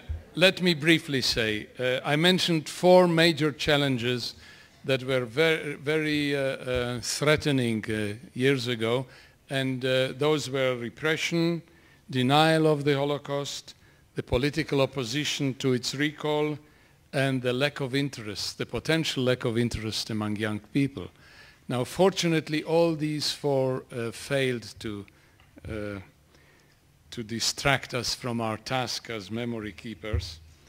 But at the same time, I believe that the most difficult challenges are still ahead of us.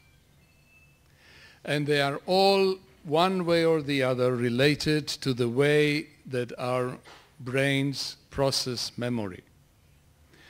And I want to mention a few of them briefly. The first danger still ahead of us is what I would call the dilution of the uniqueness of the Holocaust. Now we know that the Holocaust, there were many dangers and many atrocities and many disasters in human history. But the Holocaust was one. At the same time, if after the Holocaust you have Biafra and Rwanda and Darfur, etc., etc., etc., whether we like it or not, and we certainly don't like it, not only that are these terrible events, something that as humans we have to bear witness to, all of them inevitably reduce the uniqueness of the event. This is impossible to resist, because that's the way how our brains operate. If you have another genocide, then it becomes just another genocide. At some point, and I'm sure that people who are were unfortunate to be part of that other genocide, whether it was in Africa or elsewhere, for them it was the Holocaust, and still is probably.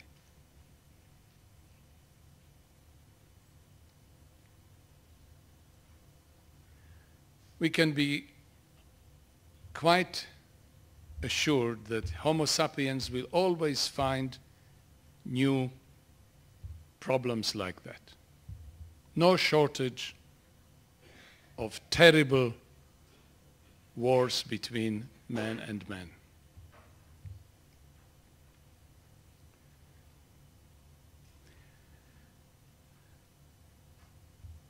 Then there is the danger of time itself. Now we know that time plays very, very strong tricks on memory.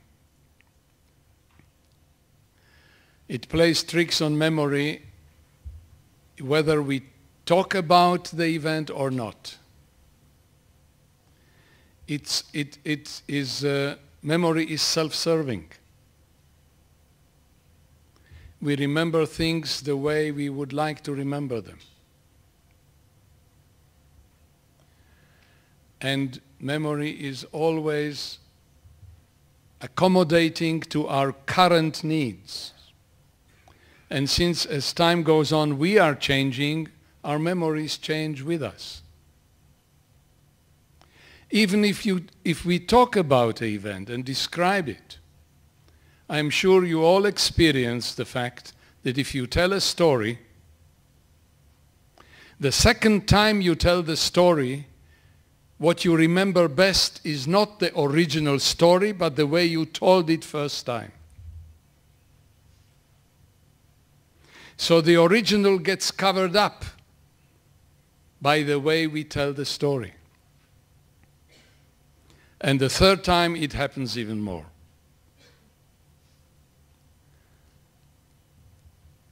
Because the original event is complex, it is disorderly, it is sometimes confusing. Whereas if you tell a story, it must have a beginning, a middle, and an end. It has to follow semantic structures. Sentences are meaningful so the audience will understand the story we want to tell. So suddenly it is all ordered. And the brain prefers the ordered version to the chaotic version. So it replaces it. It is also more recent. Another reason, good reason to replace it. And the original gets covered up, and sometimes we lose the capacity even to evoke it again. So whether the memory is shared or not, the dangers are the same. That with time and by repetition, and this is something which we will come to again shortly, something inevitably get lost. Now, there is one distinction which researchers of memory often make, which is very interesting and relevant to our issue, and that's the difference between semantic memory and episodic memory. Semantic memory is memory of facts. Memory as it appears in books or in encyclopedias or on the internet, where you have facts that you can read or look at, and then you either remember them or not. This is semantic memory. Episodic memory is something very different. It is something that happened to us. There was a real life episode, and therefore it is episodic memory. Episodic memory, there are senses which participate. It's not just dry facts. There are smells that are associated with a memory. There are tastes. There are pictures, sounds. Sometimes a person hears a melody and brings him right away into the event again. Just 2-3 sounds from a melody and you are back. This is also often the problem with traumatic memories. That they often keep haunting us because it is so easy to be reminded again of something which happened and which was very powerful. And it is not something that we willingly evoke, but something happens around us, and we might even not know what was it that evoked it. Maybe somebody used a phrase in discussion, in a totally harmless discussion, used a phrase or something similar, and suddenly you feel you feel anxious and you feel the urge to go into the bedroom to check whether the kids are okay, without knowing why. Where did it come from?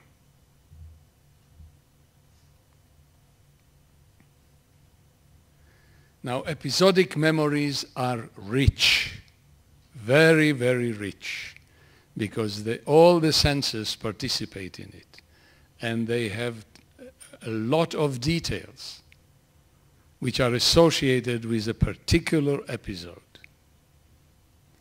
Whereas semantic memory is not rich. It is very simple, and it can be summarized, and when students prepare for an exam. You take a book and you write notes, and then you look at the notes and you write shorter notes so that you can go over them more often before the exam. And in the event you have one word that you have to remember and you forget it.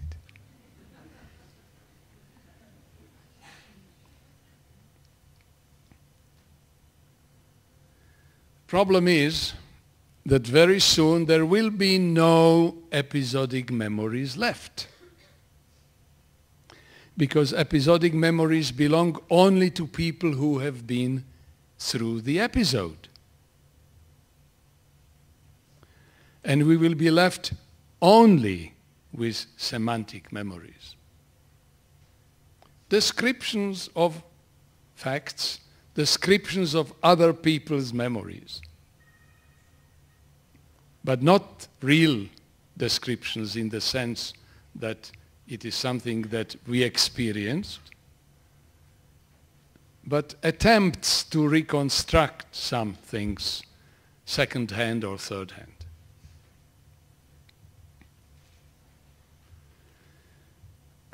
And now at this point I must share with you briefly a personal experience which I had, which was a great surprise to me.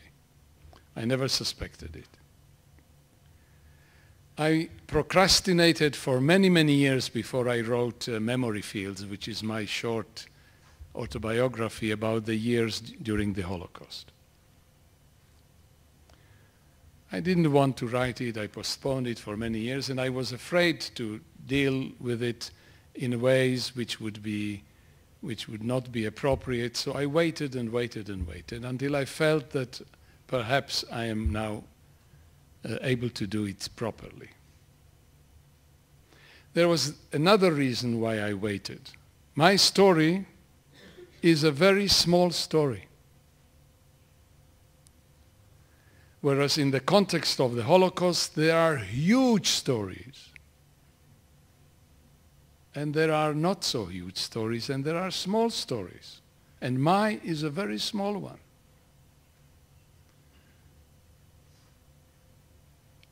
So I thought, and I think that it was probably correct, that first the floor has to be open for the big stories.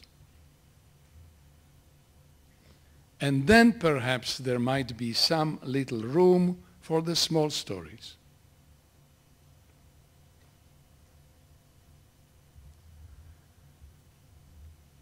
When I wrote the book, and it was published both in New York and in Israel, I got many letters. And here is the surprise which I did not expect. Many of the letters came from my students, and some of them from people that I have never met before. And they all repeated the same basic idea. They said, you know, it is the first time that I could really empathize with someone who was in the Holocaust. And the reason was, and they explained, and I didn't expect it. They said, they didn't call it so, but I call it so, the big stories you cannot identify with. It is too terrible. It is impossible. How can somebody identify with a small child who sees his family being killed in front of his eyes? You just can't. There is nothing in your life, in the life of the reader, that can connect to this. Whereas in small stories are different.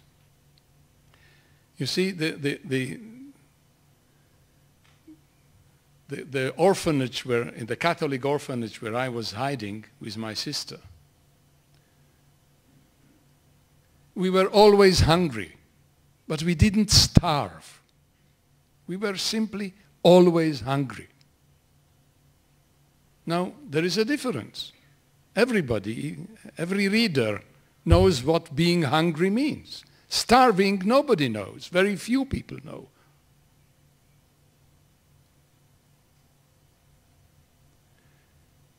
We were very cold. You know, it was 1944, one of the harshest winters in Europe. But we didn't freeze. We were always hungry and cold. And somebody who is reading can understand what is to feel cold.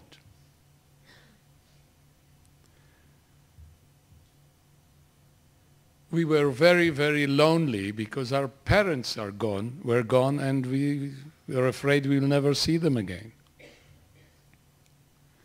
But many people, many young people experience some parting from their parents. You know, there are divorces all over the place. And one parent suddenly disappears. So it's not the same. I'm not saying it's the same. But you can identify with it. You know what it feels like to miss someone that you love. So the letters taught me a very important lesson, which I didn't anticipate before. That it's the small stories that make it. It's easier for the small stories, where the chasm between the reader and the happenings in the story is not so wide that you cannot bridge it.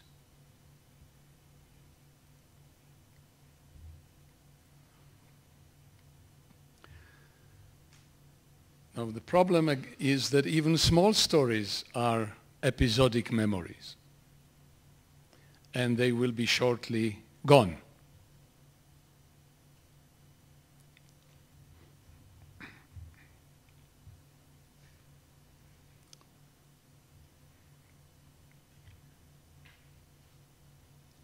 There is another problem with semantic memory, and that's the fact that it relies too much on language.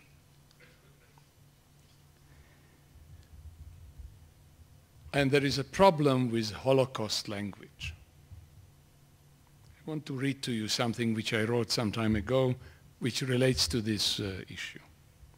The number of individuals for whom the Holocaust is a personal experience is dwindling quickly, and soon there will be nobody left. For the bulk of humans, it is at best an impersonal collection of facts about the evil of man and about suffering. Unfortunately, memory of facts, or as it is called by scholars of the brain, semantic memory, is even more tricky and vulnerable than memory of episodes from one's life. Facts are often emotionally neutral, and one becomes quickly desensitized to their implication, even if it is a horrible one. Furthermore, factual knowledge has a main source of weakness in its close reliance on language. For it is through words and concepts that historical facts are registered in our brains. It is now close to 70 years since the end of the Holocaust, and during this time, the relevant language has been gradually polluted and corrupted. Take the word Holocaust itself. Whereas at first it denoted only this uniquely tragic episode in human history, this singularity could not be protected for long. Gradually, other terrible disasters, whereas natural or man-made, were also labeled this way. And unfortunately, there is no shortage of both. Consequently, the Holocaust did not remain the name of the Holocaust, and became instead an adjective describing a major disaster.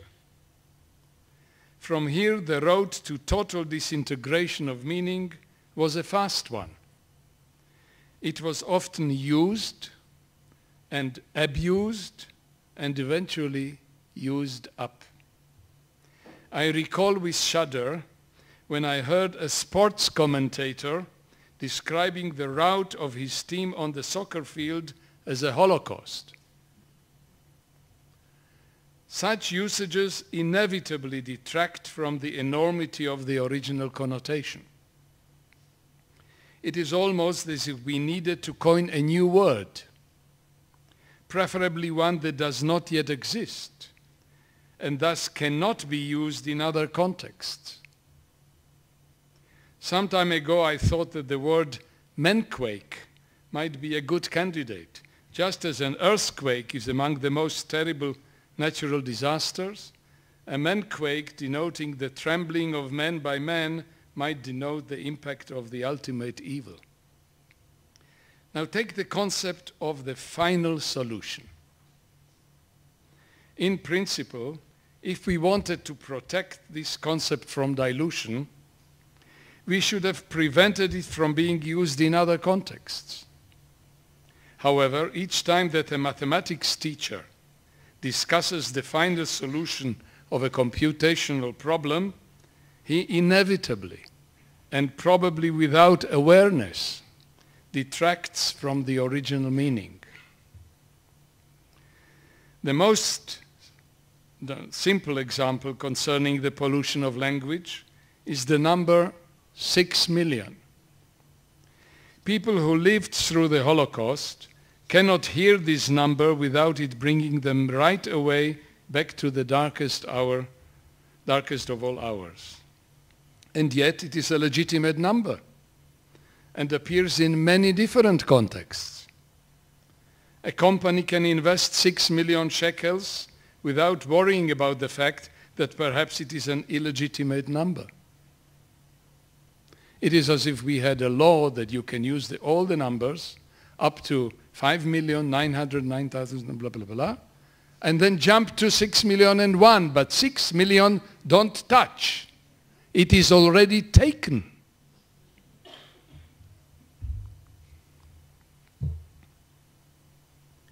Today one cannot even know for sure whether 6 million is a lot.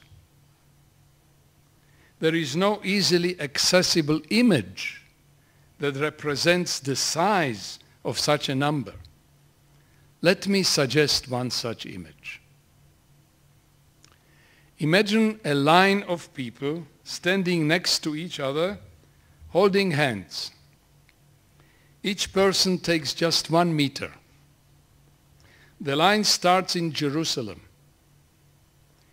moving down the Judean hills to the beach near Tel Aviv, then starts to cross the sea through Cyprus and further to Greece, crossing the Peloponnesus to Athens, from there into the sea again until Italy, further north to Rome, then crossing the Alps, reaching Austria, and then through Slovakia to Krakow in Poland. This long line of people is now close to Auschwitz. When it reaches that accursed place, it turns around and starts the long way back home to Jerusalem. Once there, it forms a full circle of people holding hands. Their number 6 million. This is the size of the number.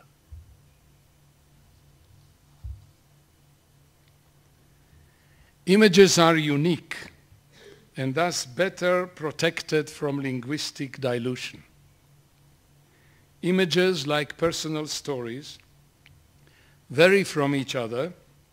It is in the rich tapestry of the personal stories told by survivors, as well as fictional stories told by writers of literature, that the future of the Holocaust experience resides.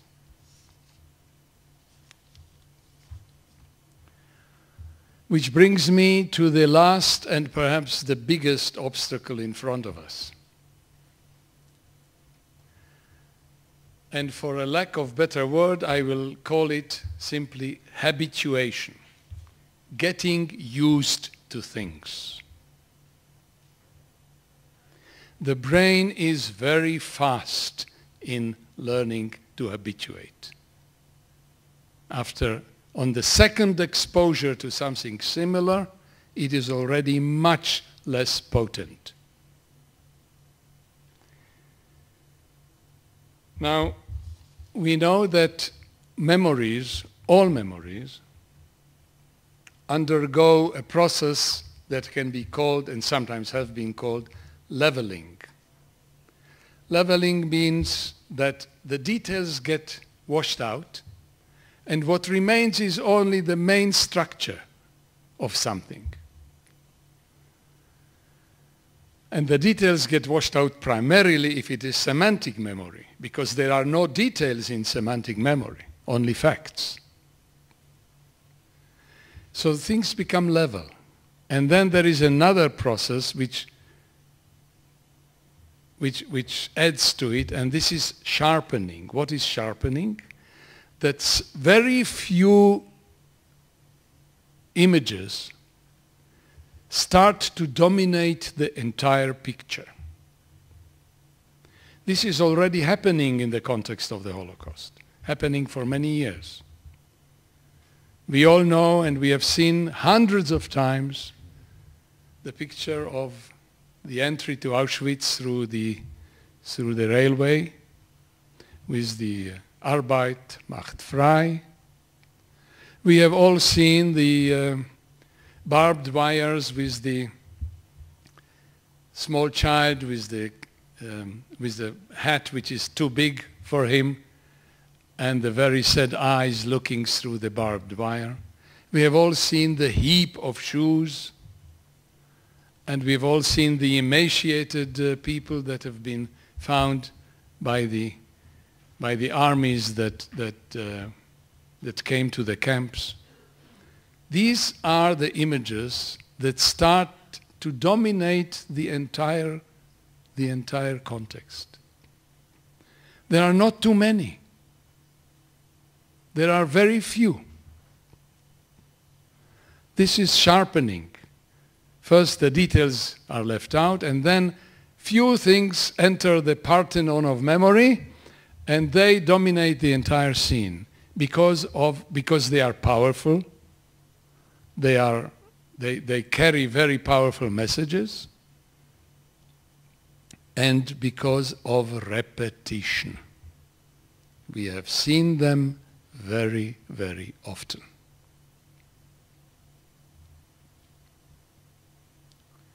Now, if we want to protect the richness of the Holocaust experience, we must be aware of this danger. And we must try ways to deal with it and to combat them if possible. But it's easier said than done. Problem is that Holocaust experience is not part of a tradition. Unlike the Passover Seder, there is no text, there is no great food, there is no family gathering, and it is not a success story, all of which are part of the Passover tradition.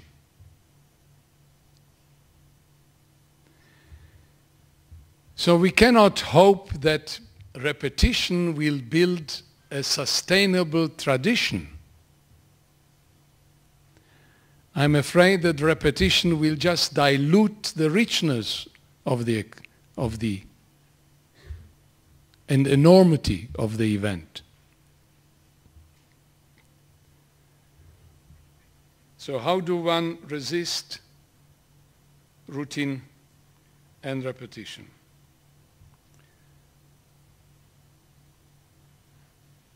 Consider the fact that In Israel now we have 2 days of commemorization of the Holocaust.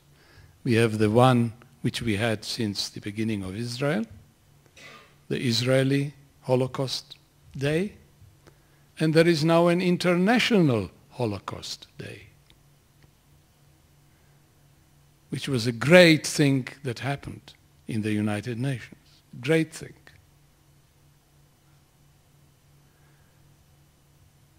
But if you are worried about the fact that the children and the adolescents are exposed to basically the same things year after year, now it's twice a year. Same stories, same pictures, same sad songs, a lot of repetition.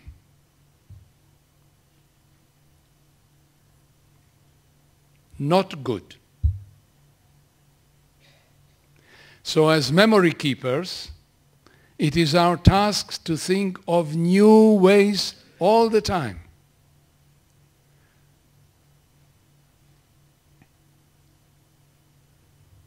Otherwise, we will also contribute to this major danger of getting used to things through repetitive exposure.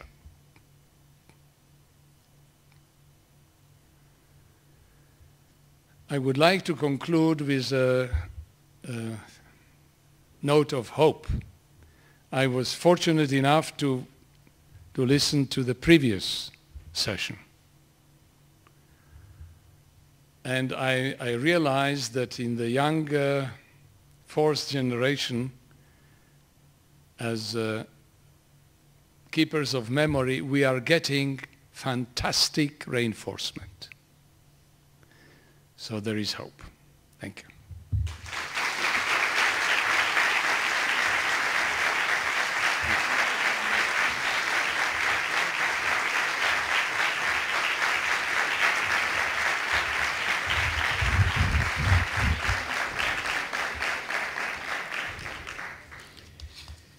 Okay. Ready to go home? We can provide more entertainment. Ladies and gentlemen, there are a lot of things I want to say. This is the last few minutes of the conference. We're tired. I think we're all pretty exhausted. And I'm not going to show anything. We prepared other things. I just want to say a few words. A lot of people have come up to me personally to shake my hand, to say thank you. And I thank you all for doing so. But this has truly been a combined effort from every single department in the school, from many people, from the conference team. I'd like to mention, and I actually had it all written down here, I believe people should be mentioned by name, but I'm not going to keep you here. I just want to say one thing. I was, a few hours ago, one of the survivors that's here at this conference, Batya Dagan, caught me in the hall. She hugged me. I like to be hugged. And she held me and she said, Ephraim, I want to thank you. This conference is a fulfillment of our dreams when we were there in the camps.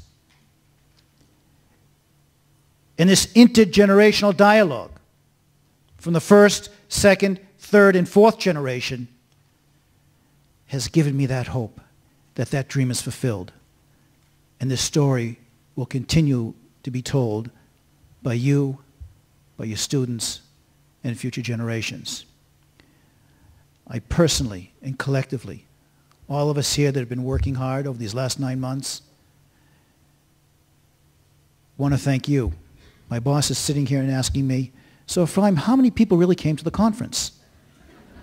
I haven't made life easy, because I tell one number and there's really a different number, and Dorit knows that. That was doing all the registration, everything. There were anywhere between 500 and 350, depending on the day you ask. I have it written down. But I want to thank every single one of you. This has not been easy for us. We haven't told you what's going on in our own private lives. Shulamit wanted to be with you here at the end of the conference. There's not been a conference that we have done since 1996 when Shulamit has not been here. Her son, Shai, was called up for reserve duty. He's married, has 3 children. His wife is in her 9th month of pregnancy.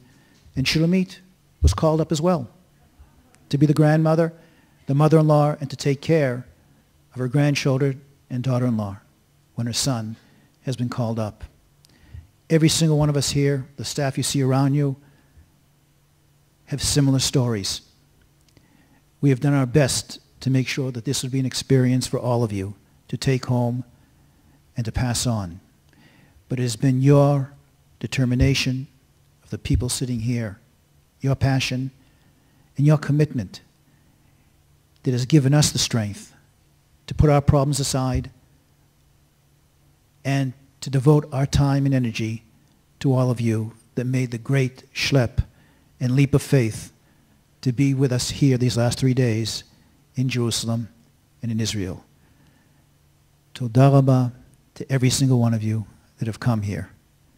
Thank you for being here, and we hope to see you at the next conference.